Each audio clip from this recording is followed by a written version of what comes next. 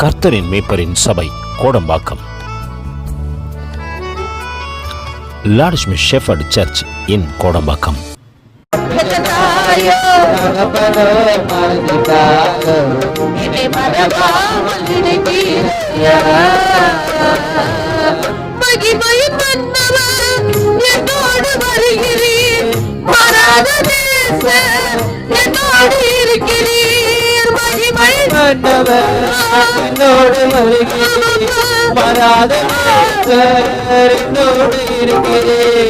உலகம் பகைத்தாலும் உறவுகள் வெறுத்தாலும், உலகம் பகைத்தாலும் உறவுகள் வெறுத்தாலும் என்னோடு இருக்கிறீர் எத்தனை நன்மையா, என்னோடு இருக்கிறீர் எத்தனை,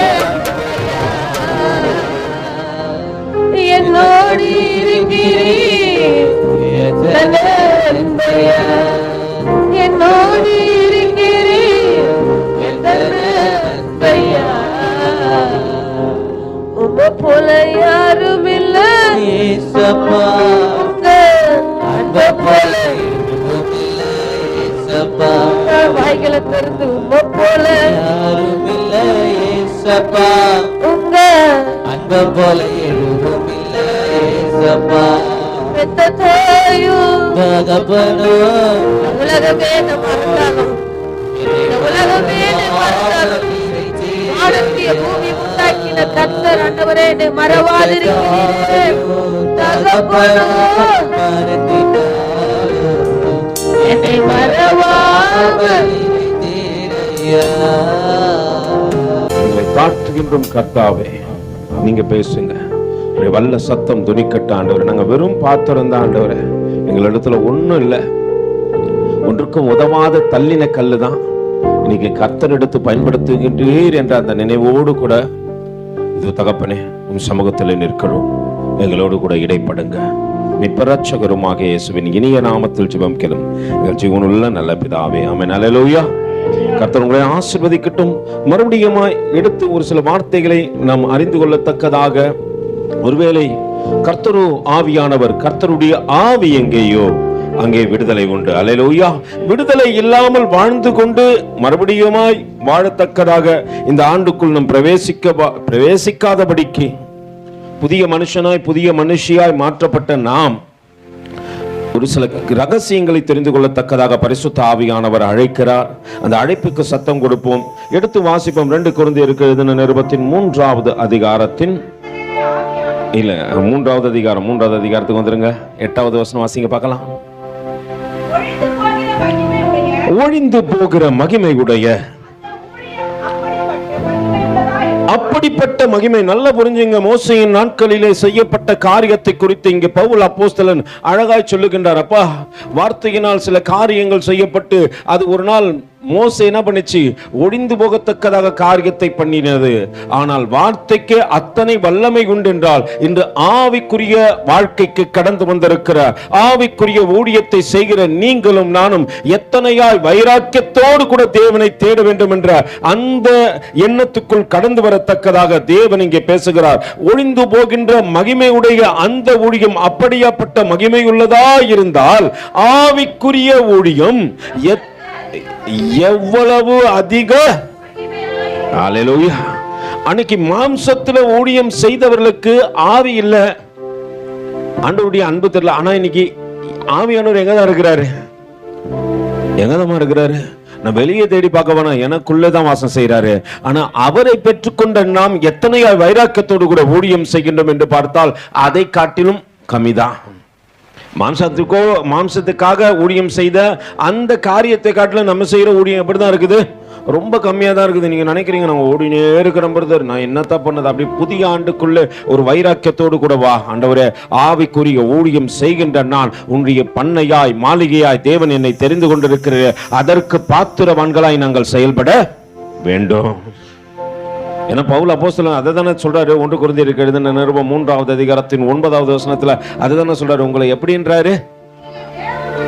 தேவனுடைய வாசிங்க ஒழுங்கா வாசிங்க. 1 கொரிந்தியர் 3:9.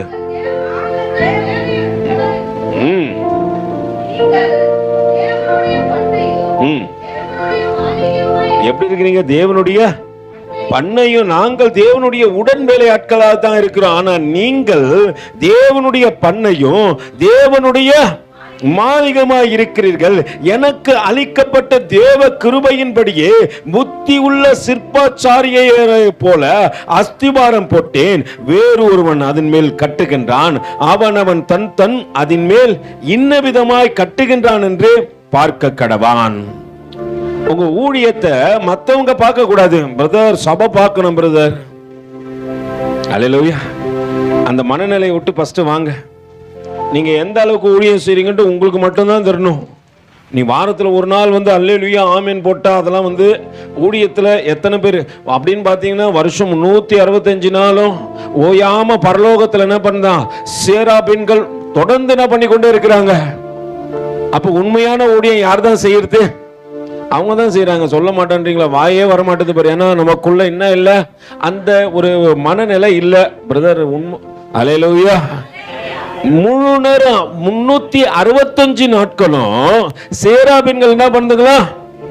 தேவனை ஓயாம பரிசுத்தர் பரிசுத்தர் பரிசுத்தர்.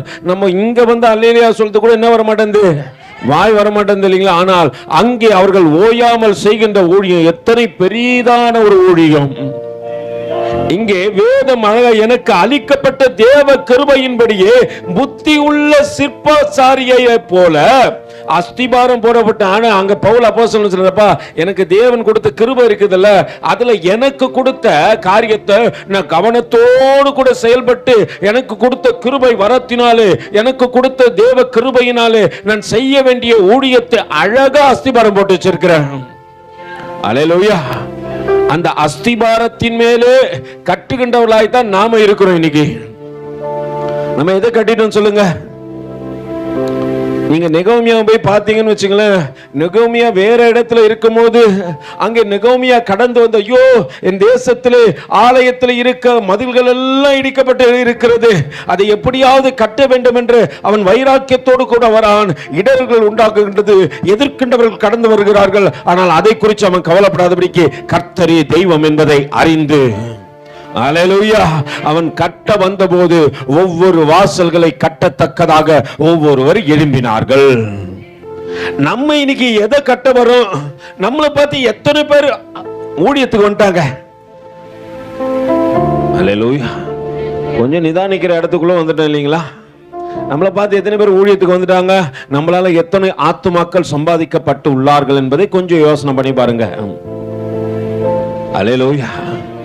நம்ம மற்றதுக்கெல்லாம் கூட்டத்தை சேர்த்துக்கிறோம், மற்றதுக்கெல்லாம் என்ன பண்றோம், என் கூட அப்படி கூட்டம் இருக்குங்க. ஆனா ஊழியத்துல எத்தனை பேர் உங்கள் நிமித்தமா என்ன பண்ணீங்க? ஊழியத்துக்கு வந்து கர்த்தருடைய அன்பை நினைச்சு பாரு அப்படின்னு சொல்லிட்டு எத்தனை பேர் சொல்லி இருக்கிறீங்க? அல்லேலூயா. அந்த அன்பு உங்க எல்லாருக்கும் இருக்குதா? நான் கிறிஸ்துவால் தான் இன்று வாழ்கின்றேன் என்ற அந்த மனநிலைக்கு கடந்து வந்திருப்பாயானால் கிறிஸ்து உனக்கு செய்த நன்மையை நீ எத்தனை பேருக்கு காண்பித்தாய் என்பதை கொஞ்சம் யோசித்து பாருங்க. இல்ல ஏனோ தானே பிரதர், ஏதோ பிரதர் வந்துட்டேன் அப்படின்னா கூட அப்படிப்பட்டவர்களையும் தேவன் வாழ வைக்கிறாரு. ஆண்டவர் நல்லோர் மீதும் தீயோர் மீது என்ன பண்ணல, நீ நல்லது செய்யற அப்படின்னு சொல்லிட்டு அளவோடு கூட வெயிலையும் மழையும் பெய்ய பண்ணல. எல்லாருக்கும் இப்படிதான் கொடுக்கிறாரு. சரிசமமான மனநிலையிலப்பா, நல்லவன் நல்லது செய்யணும், அவன் மேல என்ன உதிக்கிறதோ சூரியன், அதே காரியம் என்னவன் செய்யணும், தீயோர் மேலையும் படட்டும் அப்படின்னு சொல்லிட்டு மனரம்யமாய் அவன் தீயவன் என்று அறிந்த போதிலும் தேவன் என்ன பண்றாரு, அதே காரியத்தை செய்யறாரு. ஆனா நம்முடைய மனநிலை இன்னைக்கு எப்படி இருக்கிறது? நம்ம எத்தனை பேர் சிற்பாச்சாரிகளை போல, நல்ல புத்தி உள்ள சிற்பாச்சாரி ஆகிய அவன் தனக்கு கொடுக்கப்பட்ட வாழ்க்கையிலே அதை என்ன பண்ணல, வீணாய் விருதாய் செலவழிக்காதபடிக்கு கர்த்தர் இன்னைக்கு என் வாழ்க்கையில என்ன சந்திச்சாரோ அந்த நாள் முதல் கொண்டு என் வாழ்க்கை எப்படி இருக்கணும், நல்ல சிற்பாச்சாரியரை போல இருக்கணும் என்பதை அவன் உணர்ந்து தேவ சமூகத்துல வந்து என்ன பண்றான், நான் அடித்தளம் போடுறேன்பா, அந்த அடித்தளத்தின் மேலே எல்லாம் கட்டத்தக்கதாக என்னுடைய வாழ்க்கை இருக்கட்டும் என்று சொல்லத்தக்கதாக அவன் அழகாய் கட்டி முடித்தான். உங்களுக்கு ஒரு விஷயம் தெரியுங்களா? நீங்க மத்தேயு, மார்க்கு, லூக்கா இந்த நிருபத்தெல்லாம் பாக்குறீங்க இல்லைங்களா? இதெல்லாம் எப்போ எந்த காலகட்டத்தில் எழுதப்பட்டது என்பதை கொஞ்சம் ஆராய்ச்சி பண்ணி பாருங்களேன், நீங்க ரொம்ப ஆச்சரியப்பட்டு போவீங்க. பவுல் அப்போஸ்தலன் காலத்தில் அவன் கடந்து வந்து அநேக ஊழியங்களை செய்கின்றான் என்று எல்லோரும் அவனை பார்த்து உந்தி தள்ளப்பட்டார்களாம். எப்படியாவது கர்த்தருக்காக நாங்கள் ஊழியம் செய்ய வேண்டும் என்று நினைத்தவர்கள் அதை மாறாத வண்ணமாய் இருக்க வேண்டும் என்று நினைத்து பவுல் அப்போஸ்தலன் நிருபங்களை எழுத ஆரம்பித்த பிற்பாடு அல்லேலூயா, மத்தேயும் மார்க்கும் லூக்காவும் யோவானும் என்ன பண்றாங்க? நிருபங்களை எழுத முற்படுகின்றார்கள். ஒரு மனுஷன் நீ தேவ சமூகத்தில் உன்னை தேவன் தெரிஞ்சு கொண்டு உன்னை முன்குறித்து அழைத்து வரானா, உன்னை பார்க்கிறவன் உன்னை போலவே ஊழியம் செய்யணும் பிரதர். நான் தேவ பிள்ளைன்னு சொல்லிட்டு வைக்க பண்ணும். அல்லேலூயா. நான் சந்தோஷப்படக்கூடாது. நான் ரட்சிக்கப்பட்டேன், நான் என்ன பண்றேன், சர்ச்சுக்கு கரெக்டா போயிடும் அப்படின்னு சொல்றதுல ஒரு சந்தோஷமும் கிடையாது. நான் நல்ல சிற்பாசாரியானால் என் மீது போடப்பட்ட அடித்தளத்தில் அடுத்தவர்கள் என்ன பண்ணும், அந்த ஊழியத்தை தொடர்ந்து கட்ட வேண்டும் என்ற மனநிலைக்கு நான் வந்திருக்கிறேனா? அப்படியாப்பட்ட காரியத்தில் முதல்ல நான் இருக்கிறேனா? வாரத்துக்கு ஒரு நாள் நம்ம அடித்தளத்தை என்ன பண்றாங்க, என்னப்பா பண்றாங்க, பேத்து என்ன பண்றாங்க? அடுத்த வாரம் நம்ம இடத்துல வேற ஒருத்தர் அடித்தளம் போடுறாரு, அப்புறம் வேற ஒருத்தர் போடுறாரு. பவுல் அப்போஸ்தலன் அழகா சொல்றாரு, அப்பா எனக்கு அளிக்கப்பட்ட தேவ கிருபையின்படியே புத்தி உள்ள சிற்பாச்சாரியரை போல அஸ்திபாரம் போடப்பட்டு வேறொருவன் அதன் மேல என்ன பண்றான், கட்டான். அவனவன் தன் அதன் மேலே இன்ன விதமா என்ன பண்றான், கட்டுகின்றான் என்று பார்க்க கடவன். அல்லேலூயா. எத்தனை பேர் உன்னை பார்த்து ஊழியம் செய்யறாங்கன்ட்டு நீங்க பார்க்கணும். உன்னை பார்த்து பிரதர் என்னை பார்த்து இதை கத்துக்கிறாங்க பிரதர், அதை கத்துக்கிறாங்க பிரதர், எதெல்லாம் கத்துக்கிட்டோம். நம்மளை பார்த்து ஸ்டைல் பண்ண கத்துக்கிட்டோம். நம்ம உலகத்தை பார்த்து என்ன பண்ணலாம், நம்ம ஸ்டைல் பண்ண கத்துக்கலாம். ஆடை அலங்காரம் எல்லாத்தையும் மாத்திக்கலாம். அல்லேலூயா. நான் ஜிப்பா போடுறதுக்கு ஒரு ஊழியக்காரன் காரணம். நான் உலகத்தை பார்த்து எதையும் கத்துக்கல. நல்ல சத்தியத்தில் நிற்கிற ஊழியர்களை பார்த்து நான் கற்றுக்கொண்டேன். அதை என்னை அடையாளமாக்கிக் கொள்ளும் போது நான் ஒரு காரியத்தை செய்வேன். என்ன செய்வேன் தெரியுமா? ஆண்டவரே, இந்த மனநிலையை இன்னைக்கு இந்த 2 மணி நேரம் கொடுக்குறீங்க ஆண்டவரே, அதே என் வாழ்க்கையில மாத்தி கொண்டு வாங்க ஆண்டவரே. அதே மனநிலைக்கு நான் வரணும் ஆண்டவரே. என் வாழ்க்கையில பரிசுத்தத்தை காத்துக்கொள்ள நான் இந்த 2 மணி நேரம் மட்டும் பத்தாது ஆண்டவரே. ஒவ்வொரு நொடி பொழுதும் நான் என்னை பார்த்து நானே துக்கப்பண்ண ஆண்டவரே. என்னை மாத்திக்கணும் என்றா அந்த மனநிலைக்கு என்னை கொண்டு வாங்க ஆண்டவரே. நான் இந்த ஜிப்பா போடும் போது நான் யோசனை பண்ணுவேன், இதற்கு நான் பாத்திரவானா? வெள்ளை சட்டை போறது முக்கியம் இல்லைங்க, அது யார் வேணாலும் போடலாம். ஆனா அந்த இடத்துல நம்ம பரிசுத்தத்தை காத்து கொள்ளணும் என்பதை நான் முதல்ல புரிஞ்சு கொள்ளணும். சின்ன கரை கூட என்ன பண்றோம், இந்த காரியத்தை காண்பிச்சு கொடுத்துரும். அல்லேலூயா. நான் பாத்திரவானா இருக்கிறேனா? நான் நல்ல சிற்பாசாரியரை போல வேலை செய்திருக்கிறேனா? என்னை பார்க்கின்றவர்கள் எனக்கு மேல் கட்டத்தக்கதாக என்னுடைய வாழ்க்கையும் என்னுடைய ஊழியமும் எனக்கு தேவன் கொடுத்த கிருபையின்படி இருக்கிறதா என்பதை நான் கொஞ்சம் யோசித்து பார்க்க வேண்டும். சில நேரத்தில் நம்ம கிட்ட பேசும்போது நம்ம அந்த வார்த்தையை கேட்கும்போது நம்மளுக்கு கோவம் வந்து, என்னடா இவரு நான் ஒழுக மாதிரி. அல்லேலூயா. நான் இந்த மாதிரி பார்த்தேன்னா என்னால் என்ன பண்ண முடியாது, ஊழியத்தை செய்யவே முடியாது. நீ அடுத்தவர்களுடைய ஒழுக்கத்தை பார்த்தாரானால் நீ ஊழியத்தை என்ன பண்ண மாட்ட, செய்யவே மாட்ட. நீ முதல்ல தேவன் எனக்கு கிருபை கொடுத்திருக்கிறாருப்பா, இந்த கிருபையின் மேல நான் என்ன பண்றேன், நல்ல சிற்பாச்சாரியாரை போல நல்ல சிற்பம் செய்யறவன் என்ன பண்ணுவோம் தெரியுங்களா? நீங்க போயிட்டு இந்த மகாபலிபுரம் சைட்லாம் போய் பாருங்களேன். நல்ல சிற்பம் செய்யறவன் அதனுடைய நுணுக்கங்களை நன்றாக கற்றுக்கொண்டிருப்பான். எந்த இடத்திலும் சிற்பத்தை சேதம் உண்டாக்காதபடிக்கு அதை சரியாய் செய்து முடிக்கிறவன் நல்ல சிற்பாச்சாரியார். பவுல் சொல்றாரு, அப்பா நான் என்ன பண்றேன், எனக்கு அளிக்கப்பட்ட தேவ கிருபையின்படியே புத்தியுள்ள சிற்பாச்சாரியை போல அஸ்திபாரம் போடப்படுறான். அல்லேலூயா. நான் புத்தி இனமா நடக்க விரும்பலப்பா. ஏன்னா தேவ சமூகத்தில் என்னை நிறுத்தி நீங்க அழகு பார்க்கறீங்க என்பதை நான் மறந்து விடக்கூடாது. தேவ சமூகத்துக்குள்ள வரும்பொழுது நான் நினைச்சேன், ஆண்டவரே என்னை தேவ சாயலுக்கு உட்படுத்தி இந்த இடத்துல நிக்க வைக்கிற ஆண்டவரே, இந்த நிக்க வைக்கிற நேரத்திலேயாவது நான் உண்மையும் உத்தமமாய் நடந்து கொள்கிறேன் ஆண்டவரே. அல்லேலூயா. அந்த எண்ணங்களை விட்டுட்டு நீங்க தேவ சமூகத்தில் இருக்கும்போது வேறு சிந்தையா இருப்பீர்களானால், வேறு காரியத்துக்கு முக்கியத்துவம் கொடுப்பீர்களானால் நீ தேவனை இழக்க போகின்றார் என்பதை மறந்து விடாதே. அல்லேலூயா. நம்ம கடந்த நாட்கள்ல பார்த்தோம் இல்லையா, ஒரே ஒரு மனுஷன் மட்டும் கத்திக்கொண்டே இருக்கிறான். ஆராய்ச்சியாளர்கள்லாம் சொன்னாங்க 120 வருஷம் கத்தலாம்.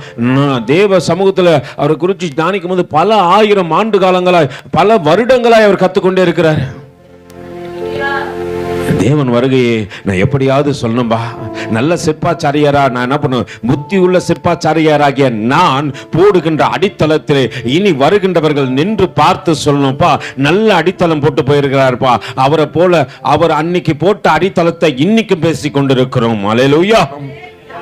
அன்னைக்கு போட்டாரு.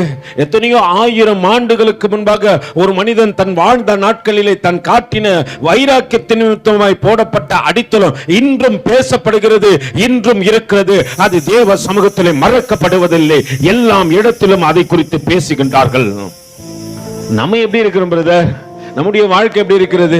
அலைந்து திரிகிற குருவியை போல இருக்கிறோமா, இல்ல ஆண்டவர் படைப்பின் பிரதானமானவர்களாய் நாம் செயல்படுகின்றோமா என்பதை கொஞ்சம் யோசித்து பார்க்கத்தக்கதாக நாட்களுக்குள்ளாக கடந்து வந்திருக்கிறோம். என்ன கண்ணாடில பார்க்கும் போது நான் தேவ சாயலா இருக்கிறேனா என்பதை கொஞ்சம் யோசித்து பார்க்கணும். கண்ணாடில பார்க்கும்போது நான் அழகா இருக்கிறேன்னு பார்க்க கூடாது.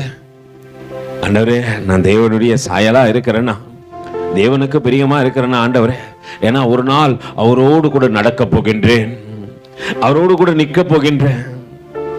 அல்லேலூயா. நானும் அவரும் பார்க்கும்போது ஆண்டவரே, நான் உம்முடைய சாயலுக்கு ஒப்பான சாயலா இருக்கிறேன்னா நான் மறுரூபம் அடையும் போது அவரை போல மாறிவிடுவேன். ஆனால் மறுரூபம் அடைவதற்கு முன்பாக மறுரூபம் அடையத்தக்கதாக தகுதி உள்ளவனாய் நான் இருக்கிறேனா என்பதை தேவன் இந்த நாளிலே உன்னை கூர்ந்து கவனித்துக் கொண்டிருக்கிறார். நீங்க நினைச்சிடக்கூடாது பிரதர், நான் எப்படியும், அல்லேலூயா, நான் என்ன நினைக்கிறேன், நான் எப்படியும் என்ன பண்ண நினைக்கிறேன், நான் எப்படியும் பரலோகத்துல போயிடும் நினைக்காதீங்க பிரதர் சிஸ்டர். அப்படிலாம் போக முடியாது. வேதம் சொல்கிறது, எனக்கு அளிக்கப்பட்ட தேவ கிருபையின்படியே புத்தியுள்ள சிற்பாச்சாரியரை போல அஸ்திபாரம் போடப்பட்டேன். வேறு ஒருவன் அதன் மேல் கட்டுகின்றான், அவன் தன் அதன் மேலே என்ன விதமாய் கட்டுகின்றான் என்று பார்க்க கடவான். போடப்பட்டிருக்கிற அஸ்திபாரமாகிய இயேசு கிறிஸ்துவை அல்லாமல் வேறொரு அஸ்திபாரத்தை போட ஒருவனாலும் கூடாது.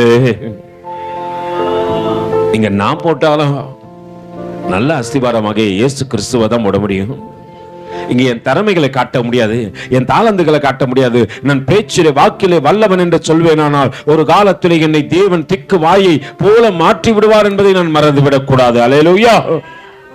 என் திறமைகள் இந்த இடத்துல ஒண்ணுமே செய்யாத பிரதர். நான் இங்க வந்து எத்தனை திறமைகள் எனக்கு கொடுக்கப்பட்டிருந்தாலும் அத்தனை திறமைக்கும் சொந்தக்காரராகிய இயேசுவை அல்லாமல் ஒருவரையும் நான் காண்பிக்க கூடாது என்பதை நன்றாக புரிந்து கொள்ள வேண்டும். இன்னைக்கு எனக்கு அறிவு கிடைச்சிச்சு, எனக்கு ஞானம் வந்துச்சு, எனக்கு எல்லாமே தெரியும் நான் நினைச்சிட்டேன்னு வச்சுக்க, நான் வீழ்ந்து போகிறதற்கு அது சரியான நேரம் என்பதை மறந்து விடாதிருங்கள்.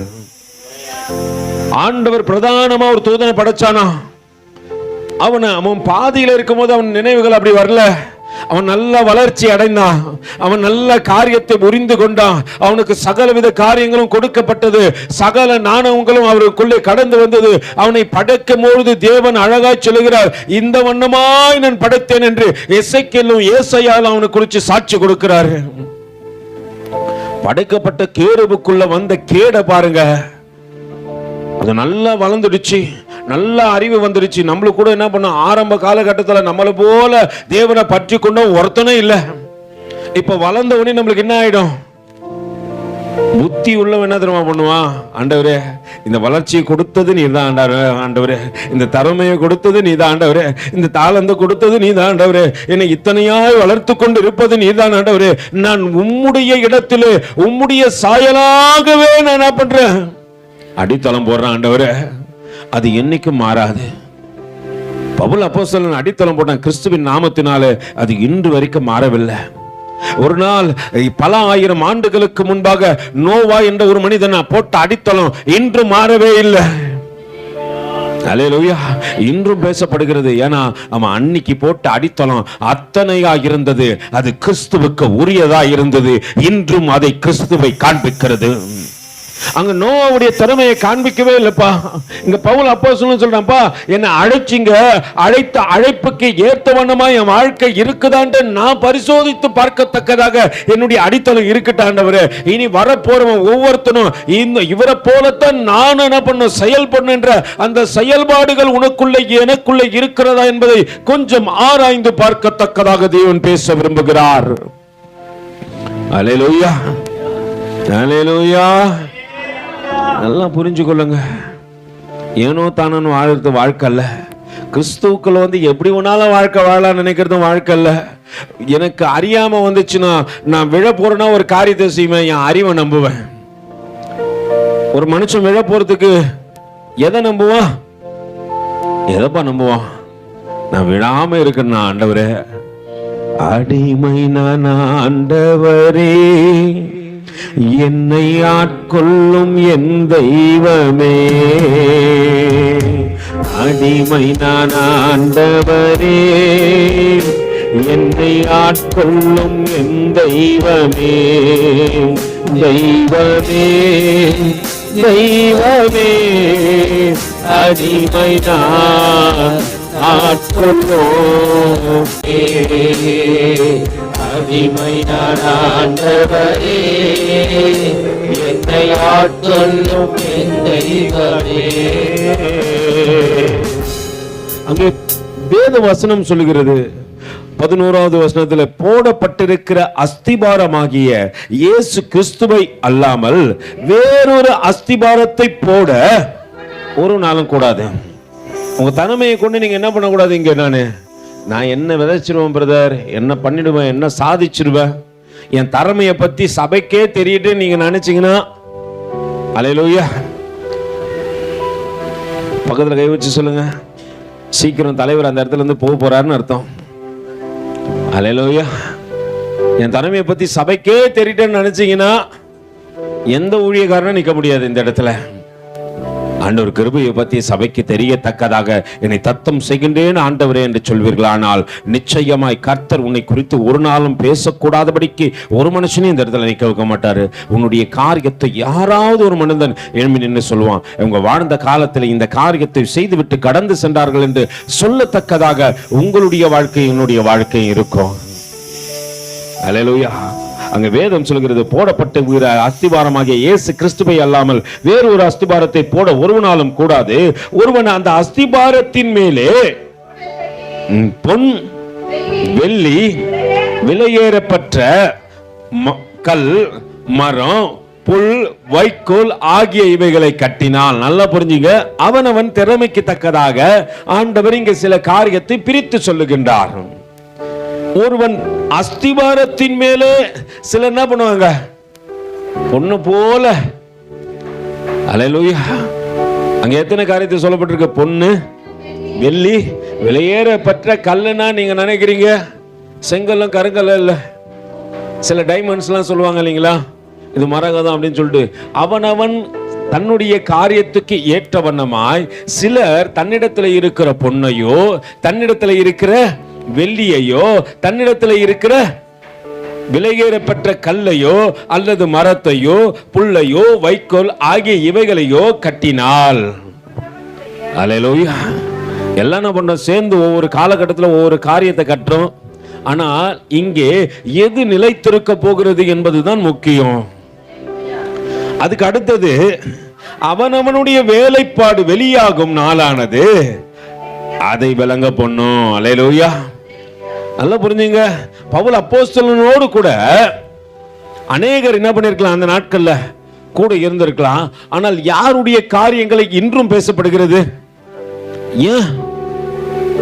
அவன் தன்னிடத்தில் இருந்த விலையேற பெற்ற தன்னுடைய நேரமாகிய காரியத்தை எல்லாம் செலவழிச்சான். தன் வாழ்க்கையை முழுவதுமாய் அர்ப்பணித்து ஒப்பு கொடுத்தான். அது தங்கத்துக்கோ வெள்ளிக்கோ விலையேற பெற்ற கல்லுக்கோ அல்லது எதற்கு ஒப்பாய் இருக்கிறது என்பதை அவன் நிர்ணயித்தான். அந்த நிர்ணயத்தோடு கூட அவன் தேவனை இணைத்து ஓடினான். அது இன்றும் நிலைத்திருக்கிறது, அது பேசப்படுகிறது.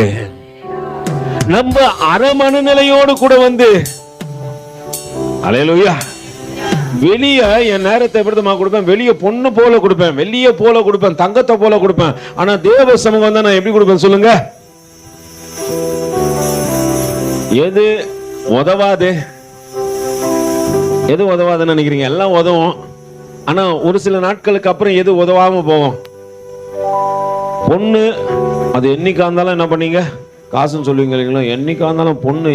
எங்க அப்பா சொல்லுவாரு, எனக்கு இருந்தாலும் காசு, செத்தாலும் காசுன்னுவாரு. அடுத்த நம்ம தங்கத்துக்கு வந்துருவோமே, தங்கம், வெள்ளி, விலையேற பெற்ற கல், இதெல்லாம் என்ன சொல்லுது? நீங்கள் எந்த அளவுக்கு டீப்பா தேவனோடு கூட இசைந்திருக்கிறீர்கள் என்ற காரியத்தை காண்பித்து கொடுக்கிறது.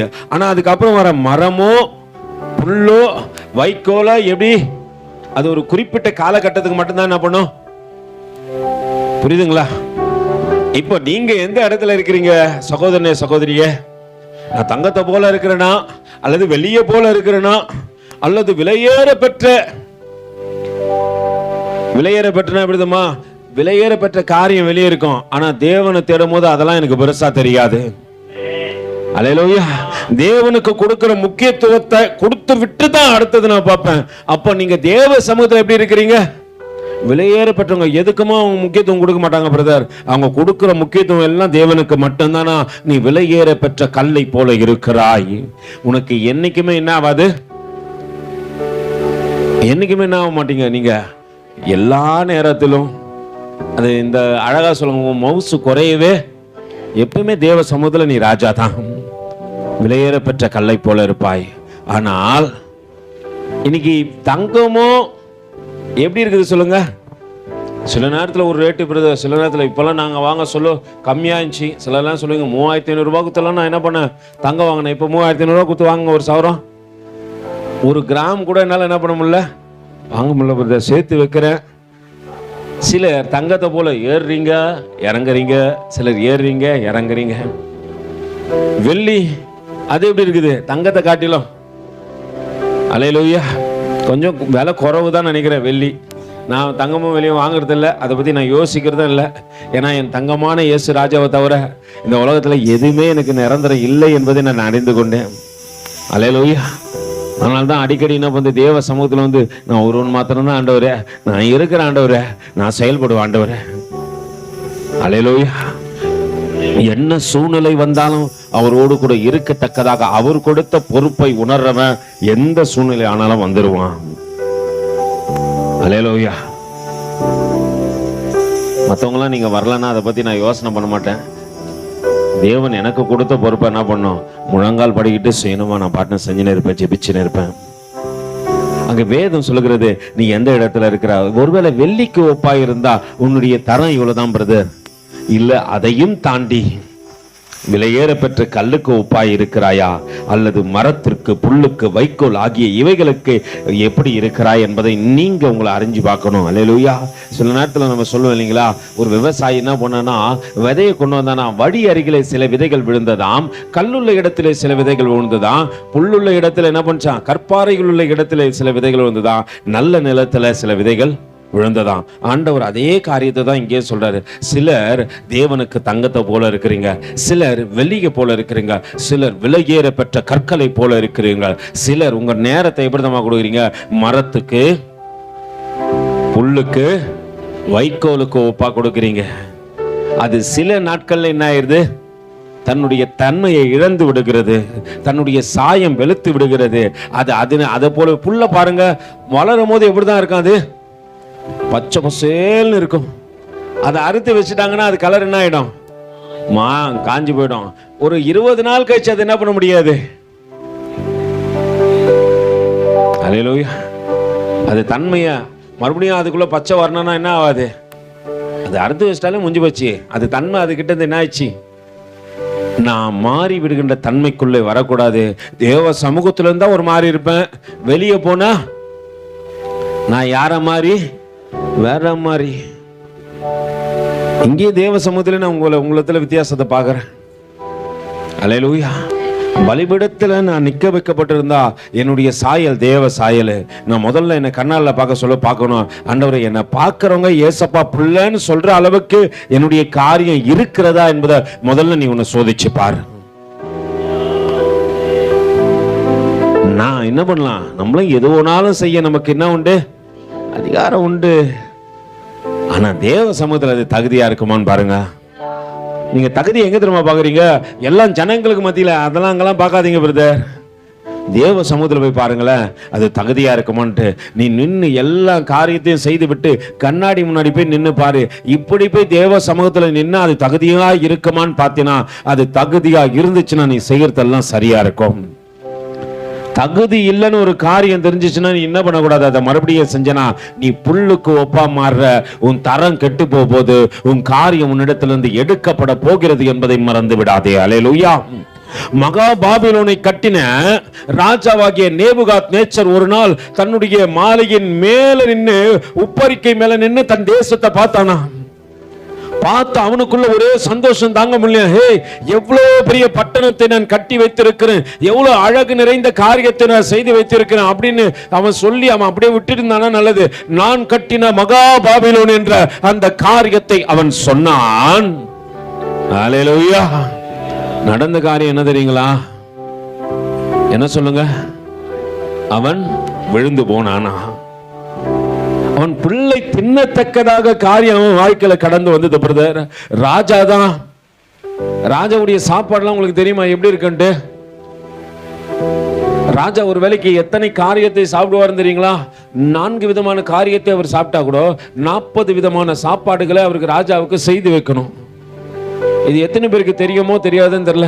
ஏன்னா ஜனங்கள் என்ன பண்றாங்க, சாமுவேல் இடத்துல எங்களுக்கு ஒரு ராஜா வேணும்னு கேட்கும் போது தேவன் அன்னைக்கு நடக்க போற காரியத்தை அங்க சொல்றாரப்பா, நீங்க ராஜா வேணும் அவங்க கேட்கிறானுங்க. அவங்க உன்னை தள்ள சாமுவேலே என்ன தள்ளுறானுங்க, ராஜா என்ன பண்ணுவான்ற காரியத்தை சொல்லு. உன் வீட்டுல இருக்கிற உன் சகோதரனை எடுத்து அவன் வயல் வேலைக்கு போட்டு விட்டு அங்கே அறுவடைக்கு அவனை நிறுத்துவான். அவன் கழுதையை பார்த்துக்க சொல்வான். அவன் காரியங்களை பார்த்துக்க சொல்லி அடிமையாய் வைத்திருப்பானே தவிர உன்னை ராஜாவாய் நடத்த மாட்டான் என்பதை ஆண்டவர் அன்றே சொன்னார். அல்லேலூயா. நீ அங்க போய் ராஜா வாழ்க்கலாம் வாழ முடியாது. நீ எவர் தான்? அடிமைத்தனத்துல தான். நான் இயேசு ராஜாவோடு கூட இருக்கிற வரைக்கும் தான் நான் ராஜா வாழ்க்கை வாழ முடியும். இஸ்ரவேல் ஜனங்களை ஒருவரும் தடை பண்ணவில்லை. 6 லட்சம் ஜனங்கள் கடந்து வரும்பொழுது 6 லட்சம் ஜனங்களுக்கும் தேவன் ஒரே பார்வையை பார்த்தார். அங்கே அவமா பேசணும்னா இருந்தாலும் அவனுக்கும் மன்னா பொழிந்தது.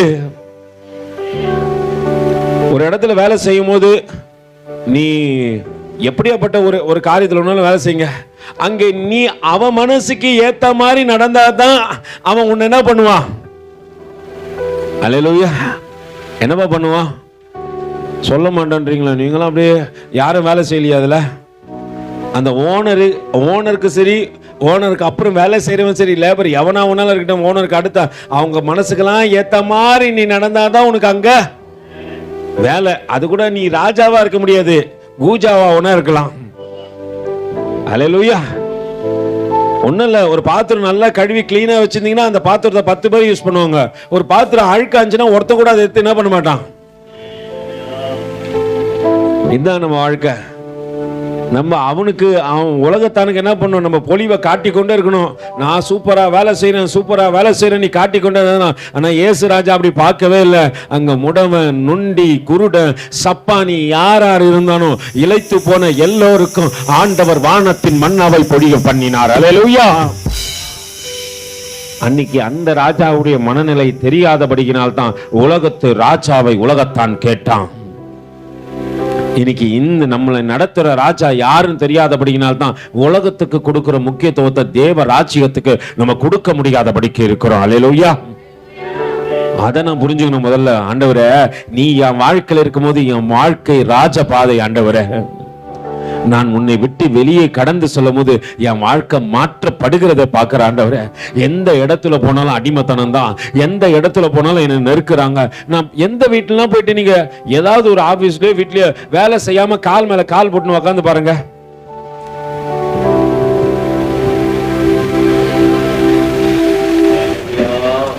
எத்தனை எஜமானன் உங்களை பார்த்து குட், நல்லா வேலை செய்றீங்க அப்படின்னு சொல்லுவாங்களா இல்லீங்களா? நீங்க வாயை திறந்து ஐயோ சொல்லுவாங்களா? கர்த்தர் நல்லவர். நீங்க கால் மேல கால் போட்டு கால் நீட்டு உட்காந்தா உடனே எஜமான் பார்த்து குட், நீ நல்லா வேலை செய்யற அப்படின்னு சொல்லுவாங்க. உடனே என்ன தெரியுமா சொல்லுவாங்க? முதல்ல நீ வேலையை விட்டு கிளம்பு. போதுமா நீ செஞ்ச வேலை? நீங்க அதுக்கு முன்னாடி அவ்வளோ வேலை பிரயாசப்பட்டிருப்பீங்க, ஓடி உயிரையே கொடுத்து வேலை செஞ்சிருப்பீங்க. அல்லேலூயா. ஆனா அங்க என்ன கிடையாது, உனக்கு கனம் கிடையாது. இதுதான் உலகம். நீ உயிரை கொடுத்து வேலை செஞ்சாலும், ஆனா வேதம் சொல்லுகிறது ஒரே ஒரு கலசம் தண்ணி கொடுத்து பாரு, அது பரலோக கணக்கிலே ஞாபகம் வைக்கப்பட்டு இருக்குமா. நீ ரொம்பலாம் செய்யல பிரதர், என்ன பண்ணீங்க? ஒரே ஒரு கலசம் தண்ணி தான் கொடுத்தீங்க, இளைத்தவனுக்கு ஒரு கலசம் தண்ணி கொடுத்தீங்க, அது பரலோக கணக்கிலே வைக்கப்பட்டிருக்கிறது. நல்லா புரிஞ்சுங்க. ஒரு மிஷினரி ஒருத்தர் வெளிநாடுல இருந்து இங்க வந்தாராம். அன்னைக்கு அறியாமையின் காலம், ஒரு உதவி செய்யணும் கூட செய்ய முடியாது. அன்னைக்கு அவன் பசியோடு தாகத்தோடு கூட ஒரு கிராம பகுதிகளில் ஊழியம் செய்து விட்டு ஒரு திண்ணை வீட்டில் வந்து உட்காந்து, அம்மா சாப்பிட ஏதாவது இருக்குதுன்னு கேட்டபோது அந்த அம்மா சொல்லிச்சான், முதல்ல திண்ணை விட்டு வெளியே இறங்க. குடிப்பதற்கு உன் இடத்துல பாத்திரம் இருக்குதா? யாரு? அவன் ராஜ வாழ்க்கை வாழ்ந்தான். ஆனா ஆண்டவர் அவனை பயன்படுத்தும் பொழுது அவன் வாழ்க்கை எல்லாவற்றையும் இழக்கும் போது அவன் என்ன தெரியுமா நினைச்சான்? என் இயேசு ராஜாவுக்காக நான் வேலை செய்கிறேன், மற்ற யாரையும் பார்க்கல. அவன் தன்னுடைய போட்டு கொண்டிருந்த தொப்பியை கழட்டி அதுல கூழ் வாங்கி குடிச்சு சுவிசேஷத்தை சொன்ன காலங்கள்லாம் உண்டுமா. இன்னைக்கு தேவ சமூகத்துல வந்து நம்ம எப்படி இருக்கிறோம் சொல்லுங்க? ராஜாவை போல இருந்தாலும் ராஜாவுக்கு கொடுக்க வேண்டிய கனத்தை கொடுக்க கூடாதபடிக்கு வாழ்க்கை வாழறையா. ராஜாவை போலதான் தேவன் வச்சுக்கிறாரு. நீங்க இங்க வந்து என்ன பண்றீங்க? என்ன வேலை செய்றீங்க சொல்லுங்க? இப்போ இந்த 2 மணி நேரம் நீங்க என்ன வேலை செஞ்சுருக்கிறீங்க? வேலை ஸ்தலத்துல போயிட்டு நீங்க இப்படி உட்காந்து பாருங்களேன். ஆனா நீ உட்கார்ந்து தேவனுடைய சத்தத்தை கேட்கறதுக்கு தேவன் உன்னை ஆசீர்வதித்து உன் சரீரத்தை பலப்படுத்தி உனக்கு எந்த தீங்கும் வராதபடிக்கு இந்த ஆண்டு முழுவதும் உன்னை பாதுகாத்து கொண்டு வருகிறாரு. அந்த நல்ல ஆண்டவரை எப்படி துதிக்கணும் நீங்க? இதே மாதிரி நீ இன்னொரு வீட்டுல போய் காலை மடக்கி கொண்டு காலை நீட்டி கொண்டு எப்படியே நீ உக்காந்தா உன்னை விட்டுருவாங்களா? எதுக்கு நீ வந்த இங்க கால் நீட்டு உக்காந்து இருக்கிறதுக்கா? ஒரு அம்மா என்கிட்ட போன் பண்ணுவாங்க, குண்டத்தூர்ல இருக்கிறாங்க. ஐயா சம்பளம் கம்மியா தாங்க ஐயா கொடுக்குறாங்க, நான் ஓயாம என்ன வேலை செய்து கொண்டே இருக்க சொல்றாங்க ஐயா. அந்த அம்மா வருத்தத்தை சொல்லுவாங்க, பெருக்கி கொண்டே இருக்க சொல்லுவாங்களாம். அந்த அம்மாவுக்கு முட்டி ஜாயிண்ட்ல பெயின், என்னால ரொம்ப நேரம் முடியலைங்கய்யா, கொஞ்ச நேரம் கூட என்னை உட்கார கூடாதபடிக்கு என்னை திருத்தி கொண்டே இருக்கிறாங்க. அங்க பெருக்கு இங்க பெருக்கு இங்க பெருக்குன்னு சொல்லி கொண்டே இருக்கிறாங்க. நான் மாலை வரைக்கும் எனக்கு வேதனையா இருக்குதுங்க, எனக்கு ஒரு நல்ல வேலை இருந்தா ஜெபம் பண்ணுங்கய்யா, ஏசப்பா கொடுக்கட்டும்னுவாங்க. அந்த மனநிலையில இருக்கிறவங்க மத்தியில உன்னை அன்னைய தேவன் இங்க என்ன பண்றாரு? ஒரு குறைவும் இல்லாமல் நிறைவாய் நடத்தி கொண்டிருக்கிறாரு. வேதம் சொல்லுகிறது, ஒருவன் அந்த அஸ்திபாரத்தின் மேலே பொன் வெள்ளி விலையேற பெற்ற மரம் புல் வைக்கோல் ஆகிய இவைகளை கட்டினால் அவனுடைய வேலைப்பாடு வெளியாகும் நாளானது அதை விளங்க பண்ணும். அப்ப விளங்க பண்ற ஒரு நாள் இருக்கு, சீக்கிரத்துல வரப்போகுது. நீங்க என்ன ஏமாத்துற மாதிரிலாம் கர்த்தரை ஏமாத்த முடியாது. நான் மனுஷன், நான் கேட்டு என்ன பண்ணுவேன்? 4 வெட்டி கேட்பேன். 4 வெட்டி கேட்டா உடனே என்ன ஆயிடுவீங்க? ஒரு நம்மள ஓவரா கேட்கிறாரா. அல்லேலூயா. இப்போ உங்க வீட்டுல ஒரு நாய் வளர்க்குறீங்கன்னா அது என்ன பண்ணும்? அது என்ன பண்ணும் சொல்லுங்க? வீட்டுல ஒரு நாய் வளர்க்குறீங்க, திடீர்னு யாரோ ஒருத்தர் உள்ள வராங்கன்னா அது என்ன பண்ணும்? நான் ஏசு ராஜாவுடைய நாய், நான் என்ன பண்ணும்? என் நன்றி என் தேவனுக்கு காண்பித்து தான் ஆகணும். உங்களுக்கு விஷயம் தெரியல போல இருக்கு எப்படின்ட்டு. இஸ்ரவேல்ல இன்னைக்கு ஒரு பழக்கம் உண்டு, ஷெஃபர்டுன்னு சொல்லிட்டு ஒரு நாய் வளர்ப்பாங்க. பாத்துக்கிறீங்களா இல்லைன்னு தெரியாது. German shepherd. என்ன ஷெஃபர்டு அது? ஜெர்மன்ல இருந்து கொண்டு வந்தாங்க ஜெர்மன் ஷெஃபர்டு அது பேரு. அந்த நாயுடைய தன்மை என்ன தெரியுமா? ஆடுகளை கவனமா பார்த்துக்கணும். அவங்க அதுக்கு தான் வளர்ப்பாங்க. அது நரிகள் வந்து அந்த ஆடுகளை பட்சிக்காதபடிக்கு அந்த ஷெஃபர்ட் என்ன பண்ணுமா? அந்த ஆடுகளை கவனமா பார்த்துக்கணும். அது சுத்தி சுத்தி பார்த்துனே இருக்குமா. நீங்க பாத்தீங்கன்னா இன்னைக்கு அந்த காரியம் நடக்குது. இல்லைன்னா இன்னொரு நாள் அந்த வீடியோவை காட்டுறேன் உங்களுக்கு, பாருங்க. அந்த ஆடுகள் எங்கேயும் தப்பி தெரியாதபடிக்கு கரெக்டா அது போயிட்டு என்ன பண்ணுமா? அந்த பவுண்டரிக்குள்ள நின்று அந்த ஆடுகளை கரெக்டா புல்லு மேய விட்டு கரெக்டா கொண்டு வந்து மந்தையில அடைக்கிற வரைக்கும் அது வேலையா இருக்குமா. எஜமானன் மேய்ப்பன் இல்லைன்னா அது அந்த காரியத்தை செய்யணும். அல்லேலூயா. நானும் அந்த மனநிலை தான். ஒருவேளை நீங்க தவறி போக கூடாதுன்னா நான் கண்டிப்பா என்ன பண்ணும்? நான் சத்தத்தை எழுப்பி உங்களை நடக்க வேண்டிய வழிகளை நடக்க செய்கிற ஒரு நாயை போல தேவன் என்ன வச்சுக்கிறாருன்னு நினைச்சுங்க. அதுக்குண்டு நான் கொலைக்க கூடாதுன்னு நீங்க சொன்னீங்கன்னா என் எஜமானனுக்கு உண்மையா இருக்குன்னா நான் என்னதான் பண்ணி ஆகணும்? கொலைச்சு தானே ஆகணும். ஏன்னா நான் ஒருவரை இந்த குறிப்பிட்ட நாட்கள்ல என்ன ஒரு வைக்கோல போல தேவன் வச்சிருக்கலாம். நான் அநேகருக்கு இனிமையா இருக்கிற உணவா இருக்கணும்னு தேவன் நினைச்ச நாட்கள்ல நான் இருந்தே ஆகணும். காலம் கெட்டு போச்சுன்னா நான் கெட்டு போயிடுவேன். என்னை யாரும் புசிக்க முடியாது.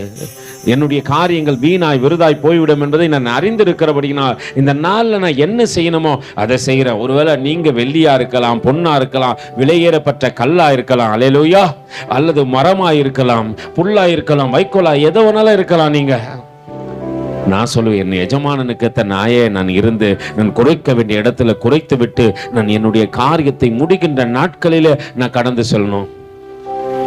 அல்லேலூயா. எங்கள் வீட்டில் இன்னமும் ஒரு நாய் டைகர்னு வளர்க்குறோம். அவன் இருக்கிற நாள்லாம் சின்ன கொஞ்சம் நல்ல ஏஜ் இருக்கும் போதெல்லாம் செம்ம, இன்றைக்கும் நல்லா இருக்கிறான், நல்லா ஆக்டிவாக இருக்கிறான். ஆனால் என்ன ஒன்று இருக்குது, ஒரு சைடு கண்ணு தெரியல, காது கேட்கல. நான் டைகர்னு கூப்பிட்டாலும் அவன் என்ன பண்ண மாட்டான், அப்சர்வ் பண்ண முடியாத நாட்கள் வந்து விட்டது. நான் நினைக்கிறேன் என்ன ஆண்டவர், அப்போது அவனும் ஒரு காலகட்டத்தில் என்ன பண்ணால் கடந்து போய் விடுவான். அல்லேலூயா. இங்கே எல்லாருக்கும் அதே நிலை தான். கொடுக்கப்பட்ட வேலையை நல்ல தேவன் உண்டாக்கின நாயை போல நான் என்ன பண்ணுவேன், நன்றி விசுவாசத்தோடு கூட செய்து முடித்து விட்டு கடந்து செல்வேன். ஆனால் ராஜாவிடத்தில் நான் என்ன பண்ணுவேன், கிரீடத்தை பெற்றுக்கொள்வேன். அதனால என் காரியத்தை நான் செய்யணும், அவன் காரியத்தை அவனவன் செஞ்சுதான் ஆகணும். அப்படித்தானே எலியாவையும் தேவன் தெரிஞ்சு கொண்டாரு. அதனால தானே எலியா வந்து சொல்றான், ஆண்டவரே நான் ஒரு மாத்திரம் தான் ஆண்டவரை மேய்ந்து இருக்கிற அவனுடைய காரியத்தை அவன் கணக்கு ஒப்புக்க போறான். ஆண்டவரே என்னுடைய கணக்கை நான் தான் உன்னிடத்துல ஒப்புக்க போறேன். ஏன்னா வெளிப்படும் நாளானது அதை விளங்க பண்ணும். ஏனெனில் அது அக்னியினாலே வெளிப்படுத்தப்படும். அவனுடைய வேலைப்பாடு எத்தனை உள்ளது என்று அக்னியானது பரிசோதிக்கும். அதன் மேல் ஒருவன் கட்டினது நிலைத்திருந்தால் அவன் கூலி என்ன பண்ணுவான், பெறுவான். உங்க வாழ்நாள் 70 பலத்தின் மிகுதினால 80 இருக்குதுன்னு யோசனை பண்ணக்கூடாது. இந்த 70 பலத்தின் மிகுதினால 80ல தேவனுக்காக நீ என்ன செஞ்ச, உன் நேரத்தை எந்த அளவுக்கு தேவனுக்காக வைராக்கியம் பாராட்டி செய்து முடித்தா என்பதை பார்க்கணும். இன்னொரு விஷயம், நீ வெறும் கையோடு கூட தேவ சமூகம் போகக்கூடாது. ஏதோ நான் வந்த பிரதர் என்ன நான் வளத்துக்காக தேவ சமூகல, நீ உன்னையும் வளர்த்து கொண்டு உன் நிமித்தமாய் அநேகர் என்ன பண்ணும், தேவ சமூகத்தில் தேவ ராஜ்யத்தில் சேர்க்க வேண்டும். சீச்சர்களை தேவன் உண்டாக்கி என்ன சொன்னார் தெரியுங்களா? கடைசி அவர் போ சொல்லிட்டு போறாரு என்னன்ட்டு, உலகமெங்கும் சென்று சுவிசேஷத்தை பிரசங்கிங்க. அப்போ சுவிசேஷ பிரசங்கி ஞானஸ்தானம் கொடுன்னு ஒரு இடத்துல சொல்லியிருப்பாரு. உலகமெங்கு சென்று சுவிசேஷத்தை பிரசங்கி, அப்பொழுது முடிவு உண்டாகும் அப்படின்னு சொல்லிட்டு சொன்னாரு. ஆனா அவங்க பண்ண காரியம் என்ன தெரியுமா, பேதுரு அந்த இடத்த விட்டே போக மாட்டேன்ட்டாரு. மாற்றி மாற்றி மாற்றி மாற்றி அங்கே பக்கத்தில் இருக்கிற பட்டணமே சுற்றி இருக்கிறாரு.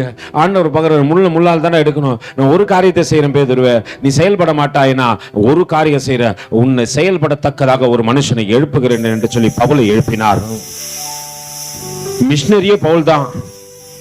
நீங்க வேதத்தில் போய் வாசிச்சு பார்த்தீங்கன்னா தெரியும், அவன் முதலாம் மிஷினரி பயணம், 2ஆம் மிஷினரி பயணம், 3ஆம் மிஷினரி பயணம்னு சொல்லிட்டு அவனுடைய காரியங்கள் போடப்பட்டிருக்கான். அவன் புற சாதிகளுக்கு கடந்து சென்று சொல்லும் போது சொல்றான், நான் புற சாதிகளுடைய அப்போஸ்தலன் என்று.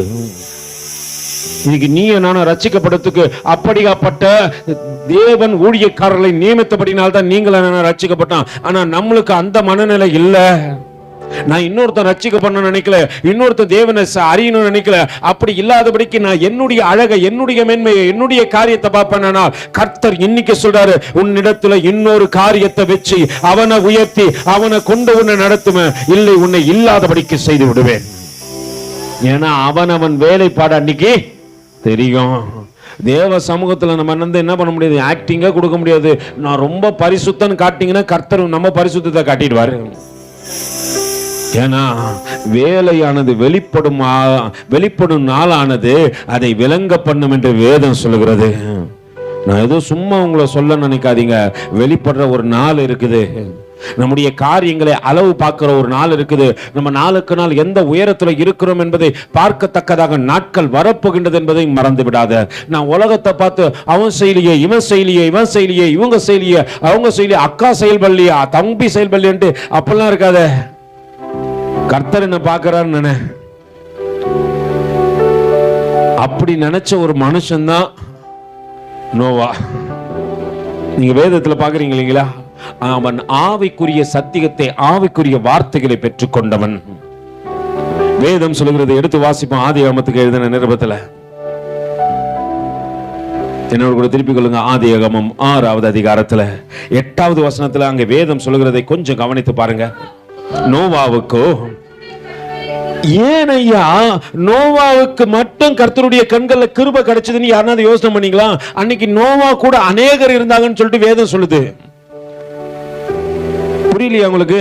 அதே 5வது அதிகாரத்துல நீங்க 30-31 வாசிச்சு பாருங்க, பார்க்கலாம். லாமேக்கு நோவாவை பெற்ற பின் 595 வருஷம் உயிரோடு இருந்தாரா? யார பெற்றாரு? நோவா கூட பிறந்தவங்க யாரு இருக்கிறாங்க? குமாரனும் இருந்தாங்க, அண்ணன் தம்பிகளும் இருந்தாங்க, தங்கச்சிகளும் இருந்தாங்க. அல்லேலூயா. அத்தனை பேர் இருந்த போது நீங்க என்னைக்காவது யோசனை பண்ணீங்களா? அன்னைக்கு யாரா இருந்தது? நோவா மட்டும்தான் இருந்தான் அப்படின்னு சொல்லிட்டு சொல்லப்படல, கூட பிறந்தவங்களே இருந்தாங்க ஐயா. அவர்கள் செயல்பட அங்கே ஒரு காரியத்தையும் பேசப்படவே இல்லை. நான் இங்க சபைக்கு கூட பிறந்தவனே செயல்பட மாட்டேன்றான். நான் சபைகள் வந்து அவன் செயல்படல இவன் செயல்படலன்னு நினைக்கிறோம். ஆனா ஒரு காரியத்தை புரிஞ்சுக்கோங்க, அங்கே யார் செயல்படாவிட்டாலும் செயல்பட்டாலும், அந்த சூழ்நிலைக்கு வராவிட்டாலும், ஒரு மனுஷன் கர்த்தரை பார்த்து செயல்பட்டு கொண்டே இருக்கிறாயா. அங்க அவன் சொல்றான், ஆண்டவரே நான் ஒருத்தன் தான் இருக்கிறேன், நான் செயல்பட்டு கொண்டே இருப்பேன். சொல்றான், நான் ஒருத்தன் தான் இருக்கிறேன் ஆண்டவரே, நான் செயல்படுவேன். நான் இங்க அங்கெல்லாம் பார்க்க விரும்பல, என் அண்ணன் தம்பிகளை பார்க்க விரும்பல, என் சொந்தத்தை பார்க்க விரும்பல. ஏன்னா எனக்கு சொந்தம் என்று சொல்லிக்கொள்ள உம்மை தவிர ஒருத்தரும் இல்லை. அல்லேலூயா.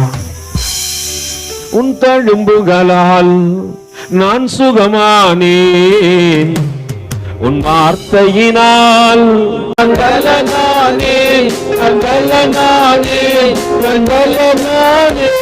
உன் தழும்புகளால் நான் சுகமானே, உன் வார்த்தையினால் மங்களனானே, மங்களனானே, மங்களனானே.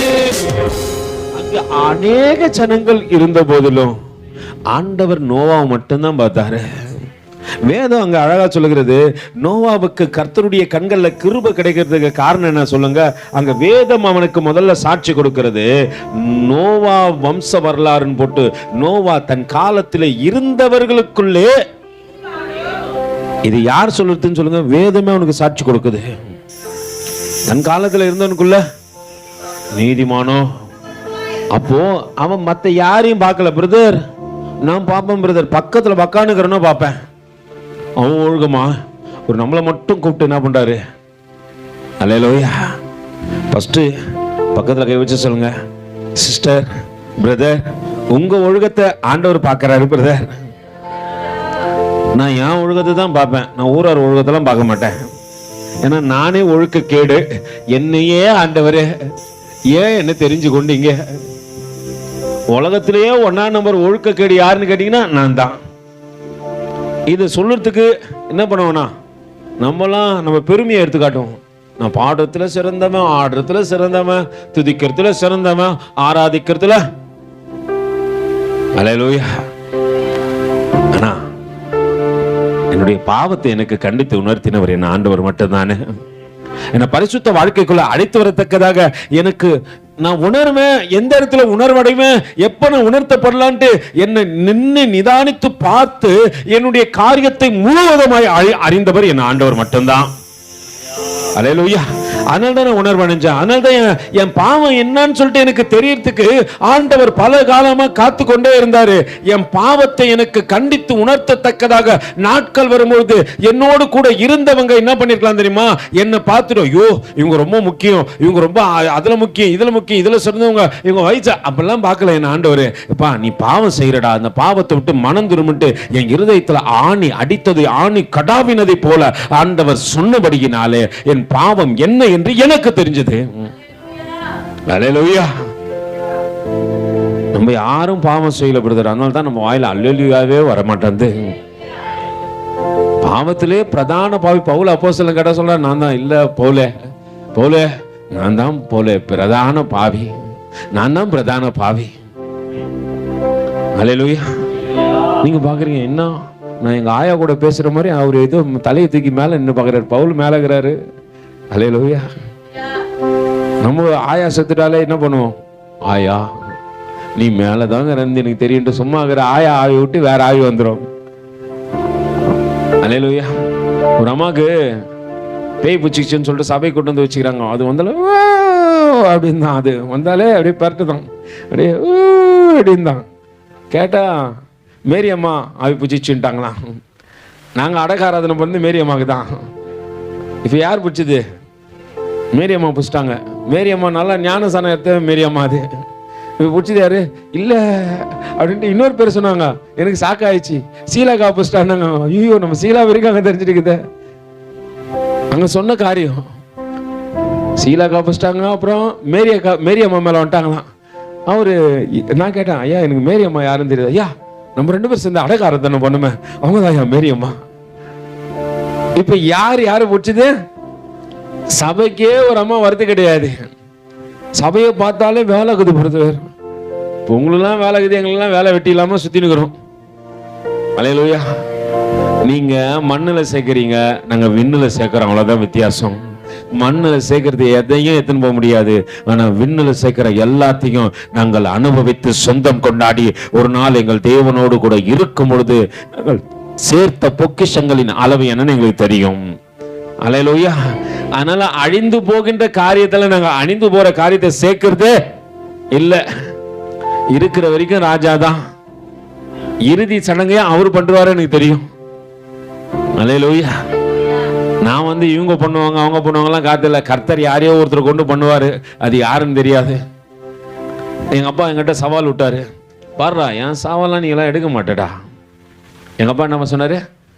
ஏன்னா என் சாவை எடுக்கிறதுக்கு இருக்கு கவர்மெண்ட்ல இருந்து பணம் வரண்டானாரு. நானும் என்னன்னு பார்த்தேன், வந்துச்சு பணம். அவர் செத்து 3 மாசம் கழிச்சு. அல்லேலூயா. அதற்கு உரியவர்கள் என்ன பண்ணிட்டாங்க? நாங்க தான் சாவு எடுத்துன்னு வாங்கிட்டு போயிட்டாங்க. அல்லேலூயா. அப்படின்னு பார்த்தா அந்த பணம் யாருக்கு வந்திருக்கணும் தெரியுமா? ஒரு 4-5 பேருக்கு நான் பிரிச்சு கொடுத்துருக்கணும். ஏன்னா சாவு எத்தவங்க அவங்க தான். ஆனா சாந்தமா இருந்தவர்கள் என்ன பண்ணிட்டாங்க? அல்லேலூயா. உண்மையை தாங்க சொல்றேன். நான் மறைச்சா பேசுறேன், உண்மையா தான் பேசுறேன். உண்மையை பேசுறதுக்கு எதுக்கு? உள்ளதை உள்ளதென்று எப்படி சொன்னா உறக்க சொல்லுங்க. அதனாலதான் ஸ்பீக்கர் போட்டு சொல்றேன். அல்லேலூயா. நம்ம மறைச்செல்லாம் என்ன பண்ணுவோம்னா, ஏன்னா நடந்த உண்மை தானே. அவரை சாவை எடுக்கும் போது யார் என்ன பண்ணாங்க கொடுத்தாங்கன்ட்டு எனக்கு தெரியலையா? தேவன் உயிருள்ள நிருபங்கள் என்னன்னு சொல்லியிருக்கிறாரு. இந்த நிருபம் என்ன பண்ணக்கூடாது? பொய் சொல்லக்கூடாது. அதுவும் பலிபீடத்துல நின்று பொய் சொன்னீங்கன்னா உங்களுக்குள்ள வேற ஆவி. அல்லேலூயா. பொய்க்கு பிதாவானவன் யாரு? விசுவாசானவன். அவன் தான் என்ன பண்ணலாம்? பொய் பேசலாம் அப்படின்னுவான். ஆனா தேவன் பொய் உரையாத தேவன் என்று வேதம் சொல்லுகிறது. அல்லேலூயா. அவர் என்ன சொன்னாரோ அதை சொல்றாரு. பா நீ நிருபமா உயிரோடு கூட இருக்கிற, என்னுடைய நிருபம் பேசும். ஆண்டவருடைய நிருபம் பேசணும். அது உயிர் உள்ளது, அது செத்ததை போல் இருக்கக்கூடாது. நான் உயிருள்ள நிருபமானால் நிச்சயமா உறக்க சொல்லணும். இங்க நடக்கின்ற காரியத்தை பாருங்க. பவுல் அப்போஸ்தலன் சொல்றாப்பா, நாங்க சேர்த்து வைக்கிறதெல்லாம் மண்ணுக்குரியதா இராதபடிக்கு அது விண்ணுக்குரியதா இருக்கிறபடினால நாங்கள் விண்ணுக்குரிய பார்வை உடையவர்களாய் எங்களை நாளுக்கு நாள் என்ன பண்றோம்? மாத்திக்கொண்டே இருக்கிறோம். ஒரு நாளும் நாங்க எங்களை ஷைன் பண்ணிக்கிறோம். அடுத்தவங்களை பார்த்து வாழ்க்கை வாழல, ஆண்டவரை பார்த்து வாழ்கின்றபடினால ஆண்டவர் எங்களை உயர்த்துகின்றதை பார்க்குற. எங்கள் தப்பிதமானால் அது ஆண்டவர் யாரை கொண்டு போனாலும் சொல்றாரு. நேற்று நான் உபவாச கூட்டத்தில் ஒரு பாட்டு முன்னாடி பாடினேன். அது கொஞ்சம் தப்பாக பாட்டேன் பொழுது. நான் ப்ராக்டிஸ் பண்ணல, ஆக்சுவலாக ப்ராக்டிஸ் பண்ணாமல் பாட்டேன். ஆனால் நான் இத்தனை வருஷம் என்ன பண்ணுறேன், ஒரு 14-15 வருஷமா ஏசப்பா என்ன டாம்பரின்லேருந்து என்ன பண்ணுறாரு, டாம்பரினை வச்சு தான் அன்றைக்கி என்ன பண்ணோம், நாங்கள் பாட்டெல்லாம் பாடினோம், வாசித்தோம், எல்லாம் பண்ணோம் டாம்பரின் வச்சு தான். ஆனால் நேற்று போஸ்டில் என் மகன் சொல்கிறான், நீங்கள் நல்லாவே பாடல, தப்பாக பாடுறீங்க. நான் கேட்டுன்னு தான் இருந்தேன். நான் அப்படின்னோடனே எனக்கு உண்மையாலுமே அது தப்பு கிடையாது. என் தப்பிதங்களை நான் வளர்ந்துட்டேன்னு நினைக்கக்கூடாது. நான் ஊழியக்காரன் ஆகிட்டேன், நான் பிரசங்கம் பண்ணுறேன், எனக்கு எல்லாம் தெரியும் அப்படின்னு நினைக்க முடியாது. என் தப்பிதங்களை சொல்லும் போது நான் என்ன பண்ணோம், ஆமா நான் தப்பு பண்ணிட்டேன்ப்பா, கரெக்ட் தான். நான் இனி பிராக்டிஸ் பண்ணிட்டு என்ன பண்றேன், அடுத்த முறை உன்னையே சந்தோஷப்படுத்த முடியலன்னா அந்த பாட்டை பாடி நான் எப்படி என் தேவனை சந்தோஷப்படுத்தி இருப்பேன்? நான் அதை யோசனை பண்ணணும். ஆண்டவரே ஒரு சின்ன சாதாரண ஒரு மனுஷனை அவனையே நான் சந்தோஷப்படுத்த முடியலன்னா அந்த பாடலை பாடி நான் எப்படிப்பா தேவனை சந்தோஷப்படுத்திருப்பேன்? அப்போ நான் பாடுற பாடல மகிமையின் ராஜா கேட்கிறார் இல்லையா? அப்போ அவரை சந்தோஷம் நல்லா பாத்துங்க, இங்க இருக்கிறவங்களே அதுல சந்தோஷம் அடைய முடியலையே. அப்புறம் எப்படி இயேசு ராஜா அப்போ நான் என்னுடைய காரியத்தை என்ன பண்றேன், இங்க இருக்கிறவங்கள சுத்தி சுத்தி சுத்தி சுத்தி மகிமையின் ராஜா கூறிய பார்வையை பாருங்க. தேவ பிரசன்னத்தை உணருங்க. ஆண்டவரே, உன்னை சந்தோஷப்படுத்தத்தக்கதாக என் வாழ்க்கை இன்னும் 14 வருஷம் ஆச்சு நான் ஊழியக்காரனாயி, இன்னும்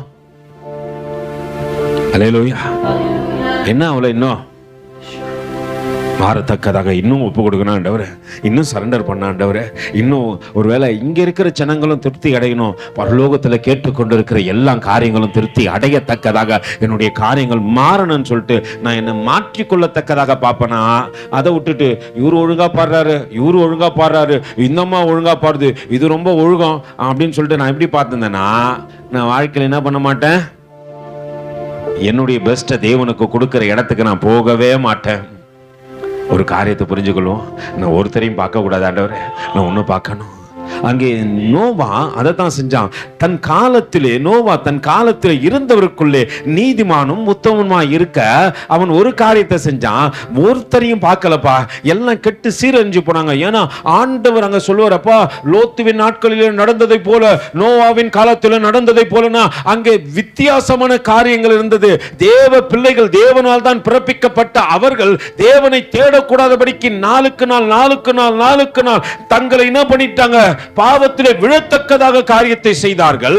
அதை பார்த்து கொண்டிருந்த தேவன் ஒரு மனுஷனாகிய நோவாவை கூர்ந்து பார்க்கிறார். அல்லேலூயா. யாரை பார்த்தாரு? நோவாவை பார்த்தாரு. ஆண்டவர் நோவாவை பார்த்தாரா? வேதத்தில் போட்டிருக்கா? பார்த்தாரா? 7வது அதிகாரத்தில் முதல் வசனம் வாசிங்க பார்க்கலாம். கர்த்தர் நோவாவை இல்ல கர்த்தர் நோவாவை நோக்கினா பார்த்தாருன்னு அர்த்தம். கர்த்தர் பார்க்கிறாரு. உன்னையும் என்னையும் உன் செய்கையும் என் செய்கையும் கர்த்தர் பார்த்து கொண்டே இருக்கிறாரு. நீ தேவனுக்கு பிரியமில்லாத வாழ்க்கை வாழணும்னு நினைச்சனா கண்டிப்பா கர்த்தர் அதிகம் பார்க்கிறாரு. நான் மனுஷனை சந்தோஷப்படுத்தணும்னு நினைச்சா கர்த்தர் அதிகம் பார்க்கிறாரு. தேவன் எனக்கு கொடுத்த பொறுப்பை விட்டு ஓடுறனா கர்த்தர் அதிகம் பார்க்கிறாரு. அங்கே தேவன் நோவாவை பார்த்தார். தன் காலத்தில் இருந்தவர்களுக்குள்ளே நோவா நீதிமானும் உத்தமனுமாய் இருந்தது மட்டும் அல்ல, நோவா தேவனோடு கூட என்ன பண்ணா, சஞ்சரித்து நடந்து கொண்டிருந்தான். வாக்கு ஆண்டவரோடு கூட நடந்தான். எவ்ரிடே, ஒரு நாளும். நீங்க ஏனோக்கு நடந்தான்னு தானே கேள்விப்பட்டிருப்பீங்க. ஆனா வேதம் சொல்லுறது நோவாவோ நடந்தார் ஐயா. இவன் 300 ஆண்டு காலங்கள் நடந்தா. நோவா 300 ஆண்டு காலங்கள்ல அவங்க அப்பா இருக்கிறார்ல, நோவாவை பெற்று எடுப்பதற்கு முன்பாக என்ன பண்றாரு அவரு, ஆண்டவரே நல்ல ஒரு மகனை கொடுத்தீரே என்று சொல்லி நோவா பிறந்த போது அவர் பேர் வைத்த போது ஆண்டவரை குறிச்சு லாமேக்கு நோவாவுக்கு சொல்லிக்கொண்டே இருந்திருப்பாரு. நோவா வளர வளர தேவனை அதிகமாய் பற்றி கொண்டான். அதுக்கப்புறம் அவன் வாழ்க்கையில எல்லாமே தேவனோடு தான் நடந்தான். அவன் சின்ன வாலிப மகனா இருக்க நாள் கொண்டு தேவனோடு கூட நடந்தான். அதனால தான் ஆண்டவர் சொல்லும் பொழுது அவரை அப்பரிவிதமாய் நம்பி ஆண்டவர் சொன்ன காரியத்துக்கு உட்பட்டான். ஏன்னா சுத்தி இருக்கிற ஜனங்கள் எல்லாம் உலகத்துக்குரியவங்களா இருக்கிறாங்க பிரதர், உலகத்து காரியத்தை பார்க்கறாங்க பிரதர். நோவா அப்படி இருக்க விரும்பல.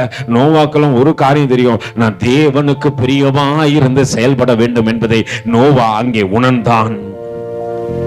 லாமேக்கு சொன்னதுனால இல்ல, அவன் தனிப்பட்ட விசுவாசத்துல ஆண்டவரை பார்க்க ஆரம்பிச்சான். ஆண்டவரே, உம்மை போல ஒரு தெய்வத்தை பார்க்கல ஆண்டவரே, உம்மை போல ஒரு தெய்வத்தை நான் பார்க்கவே இல்லை ஆண்டவரே. ஏன்னா தாயும் தான் லாமேக்கு தாயும் லாமேக்குடைய மனைவியும் நோவாவை மறந்து போனாங்க. தேவனோ நினைத்தார் என்று வேதம் சொல்லுகிறது. நீங்க வேதத்துல போய் வாசிச்சு பாருங்களேன், நோவாவை தேவன் நினைத்தார் என்று வேதம் சொல்லி இருக்கிறது. பெத்த தாயும் தகப்பனோ மறந்திட்டாலும் என்னை மறவாமல் நினைத்தீரையா. பெத்த தாயும் தகப்பனோ மறந்திட்டாலும் என்னை மறவாமல் நினைத்தீரையா. போல யாரும் இல்லை ஏசப்பா, உந்தன் அன்ப போல எதுவும் இல்ல ஏசப்பா, உம்மை போல யாரும் இல்ல ஏசப்பா, உங்கள் அன்ப போல எதுவும் இல்ல ஏசப்பா. வேதம் சொல்லுகிறது, தன் காலத்திலே இருந்தவருக்குள்ளே நீதிமானும் உத்தமனுமா இருந்த நோவா, அவன் அந்த சாட்சியை பெறத்துக்கு காரணம் என்ன சொல்லுங்க? நீதிமானும் உத்தமன் சொல்ற ஒரு சாட்சியை பெறத்துக்கு காரணம் என்ன சொல்லுங்க? அவன் ஆண்டவரோடு கூட நடந்தான். ஒரு காரியத்தை நம்ம புரிஞ்சுக்க மாட்டேன்றோம். நம்மளோடு கூட தேவன் இருக்கிறாருன்ற அந்த எண்ணம் இருந்தாதான் நம்ம பாவம் செய்ய மாட்டோம். நம்மளை கர்த்தர் பார்க்கிறாரு, அவருடைய கண்கள் என்னை பார்த்து கொண்டே இருக்கிறதுன்னு எந்த மனுஷனுக்குள்ள அந்த நினைவு இருக்குதோ அவன் புறம்பே போனாலும் என்ன பண்ண மாட்டான்? தப்பு பண்ண மாட்டான். நான் கடந்த நாட்களிலே நடந்த ஒரு சாட்சியை சொல்றேன். ஒரு ஊழியர்கள் 2 பேரை தேவன் வல்லமையா எடுத்து பயன்படுத்துறாங்க. ரொம்ப வல்லமையா எடுத்து பயன்படுத்துறாங்க. பயன்படுத்தின அந்த குறிப்பிட்ட நாட்கள்ல அந்த ஊழியக்காரமா மரித்து போய் விடுகின்றார்கள். ரொம்ப வல்லமையா கணவன் மனைவி 2 பேரையும் நல்லா தேவன் பயன்படுத்தினாரு. உலகம் முழுவதும் அவர்களை தெரிய வச்சார். ஏன்னா அவருடைய பிரசங்கத்தை கேட்டு தேவனண்டைகளை சேர்ந்தவர்கள் அநேக ஆயிரம் ஜனங்கள் இருந்தார்கள். அப்படி இருக்கின்ற நாட்களிலே அந்த சகோதரி கர்த்தருக்குள்ளே நித்திரை அடைந்து கர்த்தருக்குள்ளே எடுத்துக்கொள்ளப்பட்டாங்க. எடுத்துக்கொள்ளப்பட்ட அவர்களுடைய வாழ்க்கையில அவர்கள் கடந்து சென்றாங்க. ஆனா ஊழியம் செய்திருந்த அந்த கணவன் ஊழியக்காரன் ஒரு காரியத்தை செஞ்சாரு. அவர் ஒரு ஓட்டல் அறையிலே தங்கி தன்னுடைய துக்கத்தை போக்கிக் கொள்கிறேன் என்று சொல்லி மதுவுக்கு தன்னை விற்று போட்டார். அவருக்கு எது தெரியல சொல்லுங்க? என்னை அழைத்து என்னை பார்த்து கொண்டு இருக்கிற கர்த்தர் என்னை பார்த்து கொண்டே இருக்கிறாரு. என்னை பார்த்து கொண்டு, இந்த உலகத்துல எதுவுமே நிலை கிடையாது. நீங்க நினைக்காதீங்க இதெல்லாம் நில பிரதர், நான் அதுக்கு தான் பிரயாசப்படுறேன் அப்படின்னு நினைக்காதீங்க. நிலையற்ற வாழ்க்கையில நம்ம வாழ்ந்து கொண்டு இருக்கிறோம். நம்ம நிலை இதுதான் நினைக்கும் போது அது இருக்கும். அல்லேலூயா. நிலைன்னு சொல்லி இருக்கிறது தெரியுமா? நம்மை தேவன் எடுத்துக்கொள்வார்.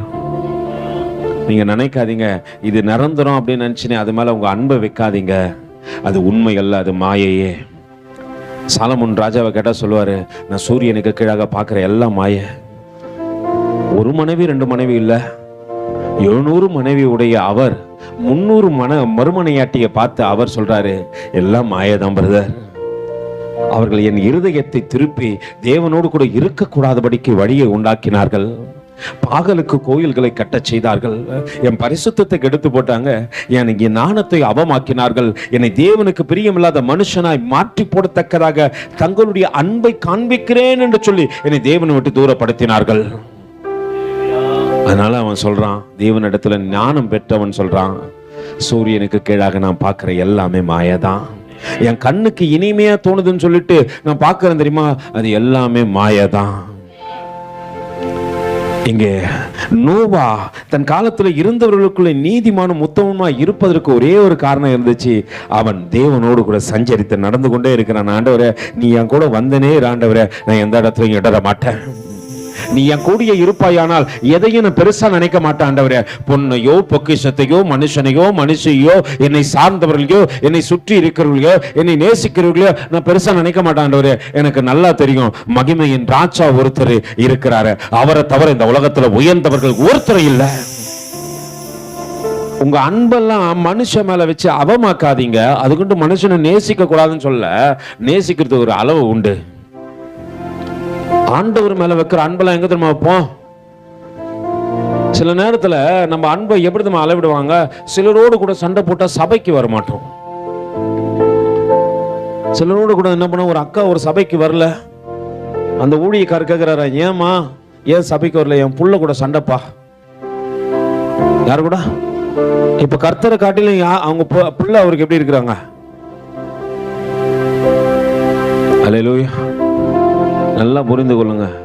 மகன் ஆகட்டும் மகள் ஆகட்டும், அதுக்கிட்ட அன்பு வைக்கக்கூடாதுன்னு சொல்ல. உன் அன்பு தேவனுக்கு 100% இருக்கணும். நீ தனிப்பட்ட விதத்தில் சொல்ற, வாலிப தம்பியை தங்கச்சியை அக்காவை எல்லாருக்கும் சொல்றேன், உன் பிள்ளைகள் மேல அன்பு வைக்கக்கூடாதுன்னு சொல்ற. 50% அன்பு வை, தப்பே கிடையாது. 100% உன் தேவனை தவிர உனக்கு யாரும் கிடையாது. நான் யாரெல்லாம் அதிகமா அன்பு வச்சுன்னு வச்சுக்கோ, உடனே சத்துருன்னா தெரியுமா பண்ணுவான்? என்ன பண்ணுவான் சொல்லுங்க? உடனே அவங்கள எனக்கு விரோதமாக திருப்பி விட்டுருவோம்.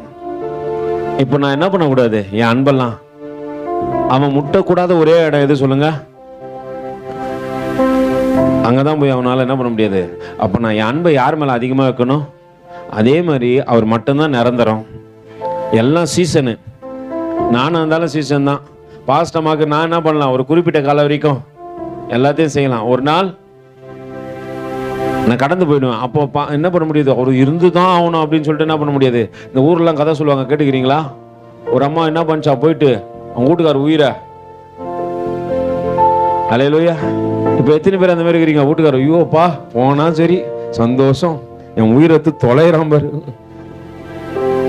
வீட்டுக்காரர்களும் அப்படிதான். ஐயோ அல்லேலூயா. நீங்க அந்த மனநிலை இல்லை, அது உண்மையும் இல்லை. போய் உயிரை போய் என்ன பண்ணாங்களாம்? அந்த மாதிரி யாருக்கிட்ட இருந்து வாங்கினாங்களாம்? பார்த்துக்கிறீங்களா? யாருன்னா அந்த கேள்வி எழுப்பிருக்கீங்களா? பார்த்துருக்கீங்களான்ட்டு. கிறிஸ்மஸ் தாத்தா கவுந்தார். அல்லேலூயா. நல்லா புரிஞ்சுக்கொள்ளுங்க.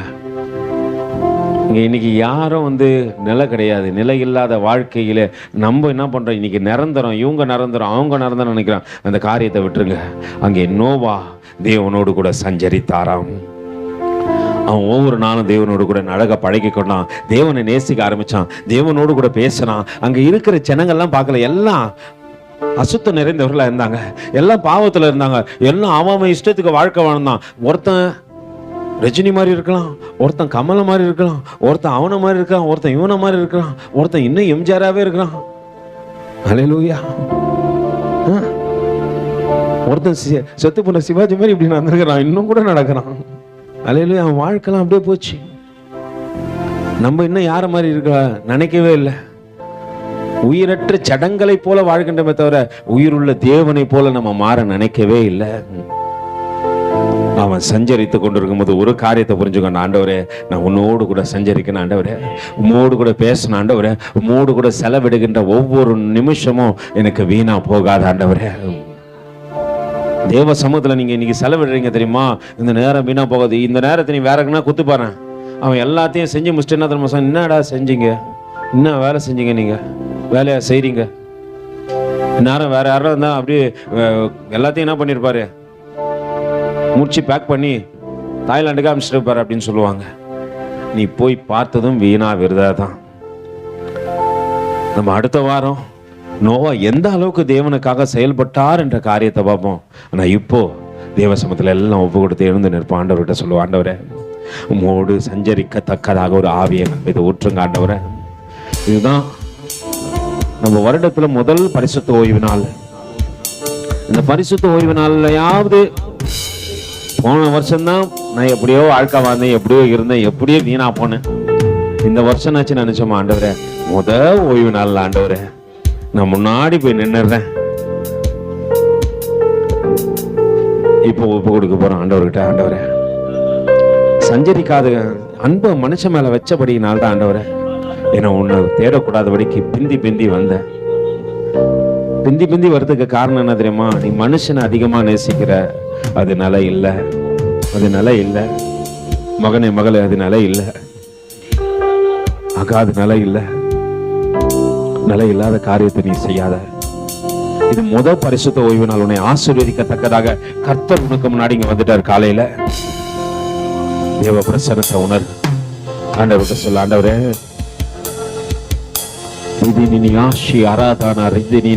நீங்க நினைக்கிறீங்க ஆவியும் அபிஷேகமும் ஆண்டவரை கொட்டு அடிச்சாதான் வரணும். இல்ல இல்ல, நீ உணரு. இருதயத்தின் ஆழத்துல அவர் பிரசன்னத்தை உணரு. ஆண்டவர்கிட்ட கேளு, ஆண்டவரே, இது இசைக்கருவியெல்லாம் அபிஷேகத்தை கொண்டு வராத. ஆண்டவரே, நான் உன்னை ஃபீல் பண்ணனா, நான் உன்னை நேசிச்சனா, நான் உன்னோடு கூட இருந்தனா, உன்னோடு கூட சஞ்சரித்தனா, உன் நினைவாய் நான் இருப்பேன். ஆனால் ஆவியின் அபிஷேகம் இடத்துல உணரும் ஆண்டவரேன்னு சொல்லிட்டு ஆண்டவர்கிட்ட ஒப்பு கொடு. ஆண்டவர்கிட்ட சொல்லு, இருதயத்தின் ஆழத்துல ஆண்டவர் நினை, இருதயத்தின் ஆழத்துல ஆண்டவருடைய அபிஷேகத்தை ஃபீல் பண்ணு. நீ ஃபீல் பண்ற நேரத்துல தேவனுடைய பிரசன்னத்தை முழுவதுமாய் நீ உணரத்தக்கதாக கர்த்தருடைய பிரசன்னம் உன்னை தொடும். கர்த்தருடைய பிரசன்னம் உன்னை தொடும். கர்த்தருடைய பிரசன்னம் உன்னை தொடும். ஆண்டவருடைய ஆண்டவர்கிட்ட கேளு, ஆண்டவரே நான் நினைக்கிறேன் ஆண்டவரே, மேல் வீட்டுல எல்லாருடைய நினைவுகளும் இதே மாதிரி இருந்துச்சு. அங்க எந்த மேல தாளங்களும் இல்ல, எந்த வாத்திய கருவிகளும் இல்ல. கர்த்தரை நினைக்கின்ற நினைவுகள் இருந்தது. கர்த்தரை பாடுகின்ற துதியின் சத்தம் இருதயத்தில் எழும்பினது. முழு உள்ளத்தோடு, முழு ஆத்மாவோடு, முழு பலத்தோடு கூட கர்த்தரை நினைத்த எல்லா பிள்ளைகளும் ஆவியினாலே நிரப்பப்பட்டார்கள்.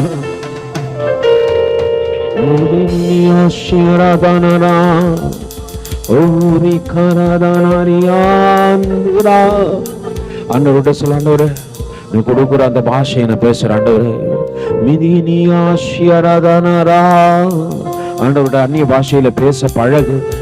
ஆண்டவர்கிட்ட சொல்ல, ஆண்டவரே அந்நிய பாஷையில பேசல ஆண்டவரே, என் வாயில வார்த்தைகளை போடுங்க. நீயாதானரா ஒரு கராதானரியாந்தானரா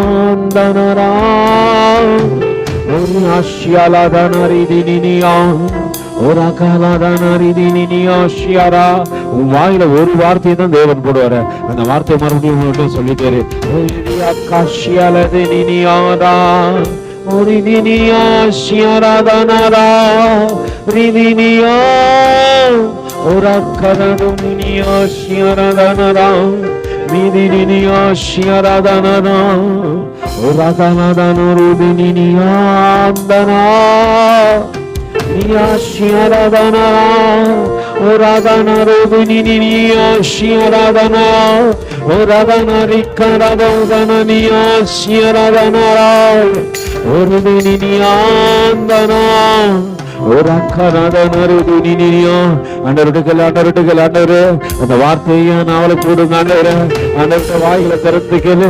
ஏசையா நாக்க தொட்டு கொரடு. உன் நாக்க தொடரட்டும், உன் நாக்க தொடரட்டும். ஆண்டவருடைய சரண்டர் பண்ண ஆண்டவரே. அசுத்த உதடுள்ள மனுஷன் ஆண்டவரே, அசுத்த உதடுள்ள ஜனங்களின் மத்திய வாசம் செய்கிறது. ஏசையா தன்னை சரண்டர் பண்ணும்போது ஏசையா கேள்வி தீர்க்க தரிசன புத்தகத்துல சொல்லப்படுகிறது. இதோ பலிபீடத்திலிருந்து ஒரு தூதன் தன் குரடினாலே அக்கினியை கொண்டு வந்து நாவுகளை தொட்டு சொன்னானா, உன் நாவுகள் பரிசுத்தம் அடைந்தது என்று சொன்னபோது அவன் நாவிலே அக்கினிமயமான பாஷைகள் வந்தது என்று வேதம் சொல்லுகிறது.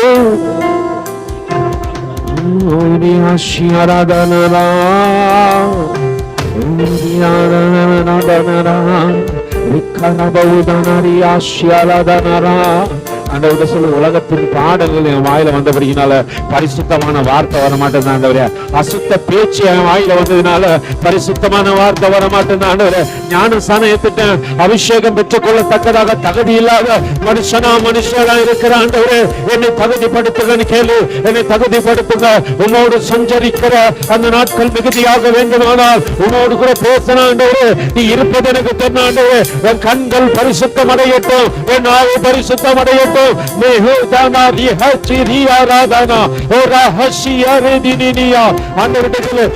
ஆண்டுகள் எடுத்து பல ஆண்டுகள் ஆச்சு. ஆனா அடையாளத்தை எங்களை காணும். ஏன்னா நான் தேவனோடு கூட சஞ்சரிக்கலாம் ஆண்டவரே.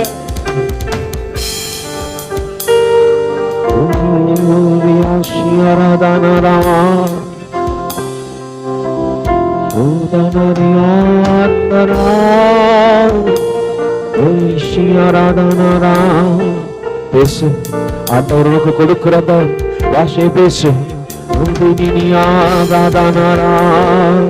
ஒரு கரபோதனரியா ஒரு தினியா ஷியராதனரா ஒரு தினியாண்டவர்கிட்ட பேசு. ஆண்டவர் பக்கத்துல தான் இருக்கிறாரு, உன்னை பார்த்து கொண்டு இருக்கிறாரு. தேவ பிரசனத்தை உன்மீது ஊற்றி கொண்டு இருக்கிறாரு. சிரசின் மேல தேவனுடைய கரை இறங்கி இருக்கிறது. சிரசின் மேல பரிசுத்த ஆவியானுடைய கரை இறங்கி இருக்கிறது. அவர் பரிமள தைலம் உன் மேல ஊற்றப்பட்டு கொண்டு இருக்கிறது. அவர் மேல இருக்கிற அபிஷேகம் உன் மேல ஊற்றப்பட்டு கொண்டு இருக்கிறது. ஆண்டவர் சொல்றாரு, நீ பேசு, நீ பேசு, நீ பேசு.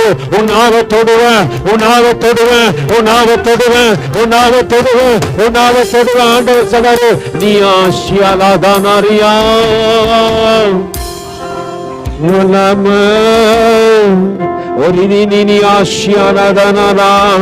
ஆண்டவர் சொல்றாரு, பேசு. வாயில திறந்து பேசு, வாயில திறந்து பேசு. ஆண்டவரோடு கூட பேசு, அந்நிய பாஷையினால பேசு. அது பரலோகத்துல உன்னை அழைத்து சொல்லும், பரலோக தரிசனத்தை உனக்கு காண்பிக்கும். தேவனோடு கூட இசைந்திருக்கத்தக்கதாக ஆவியினால பேசு. ஆராதனாரா ரிதினியா ஒரு ஆராதனாரா ஒரு தினியா தேவ பிரசன்னத்தை உணரு ஒரு தினியா ஒரு ஆராதனாரா எல்லாம் இசைக்கருவி வாசிக்கிற பிள்ளைங்களா ஆண்டவர்கிட்ட கேளு, ஆண்டவரே அபிஷேகத்தை கொடுங்க, ஆண்டவரே அபிஷேகத்தை கொடுங்க. தாவீது கிட்ட ஒரு காரியம் இருந்தது, அவன் இசை வாசிச்சா அந்நிய ஆவிகள் போகத்தக்கதாக முதல்ல அவன் மேல அபிஷேகம் இருந்தது, அவன் மேல அபிஷேகம் இருந்தது. அபிஷேகத்தை கேளு.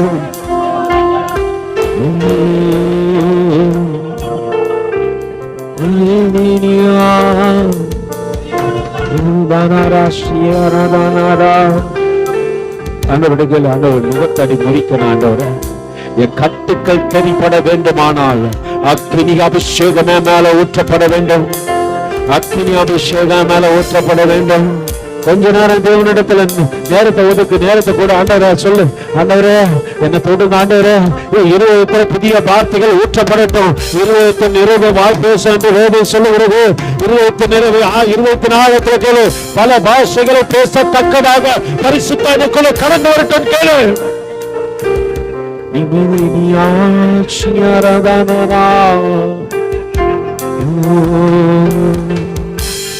நல்லவரே நல்லவரே என்னை தொடருமே உங்க பிரசன்னத்தாலே, நான் அந்நிய பாஷையை பேசிடவே கிருபைய ஒற்றுமையா உங்க பிரசன்னத்தாலே. வல்லவரே நல்லவரே தொடரும் உங்க பிரசன்னத்தாலே, நான் அந்நிய பாஷைய பேசிடவே விட்டணுமே உங்க கிருபையாலே.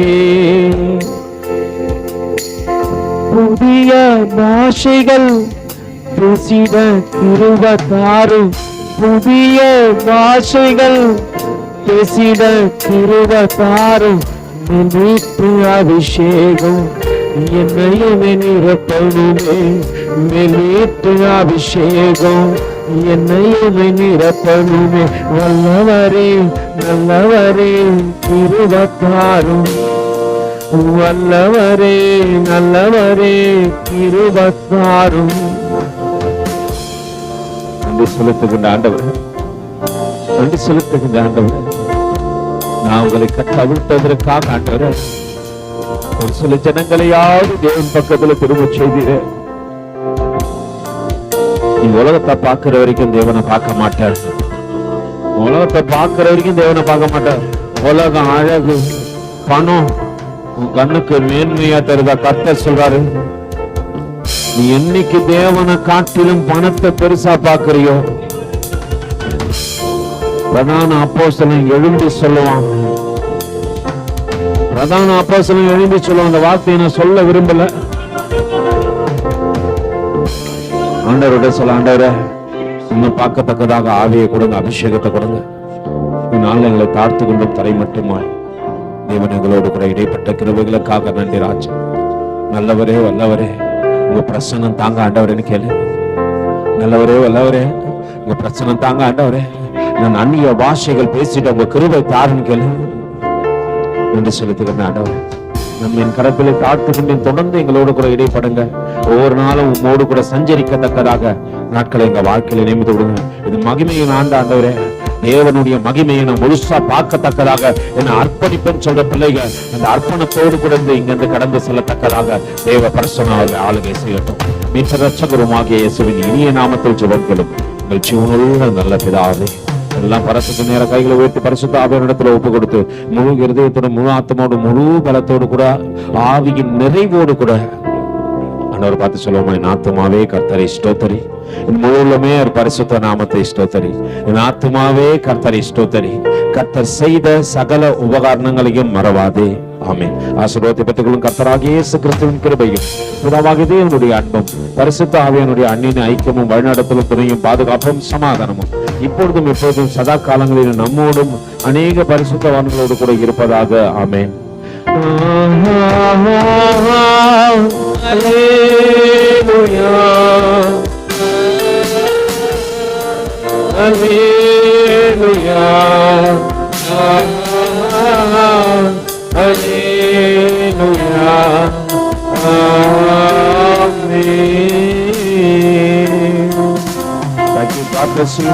பக்கத்துல கைபிடிச்சு சொல்லுங்க, கர்த்தருடைய மகிமையை காணும் வறுமை ஓய மாட்டேன்.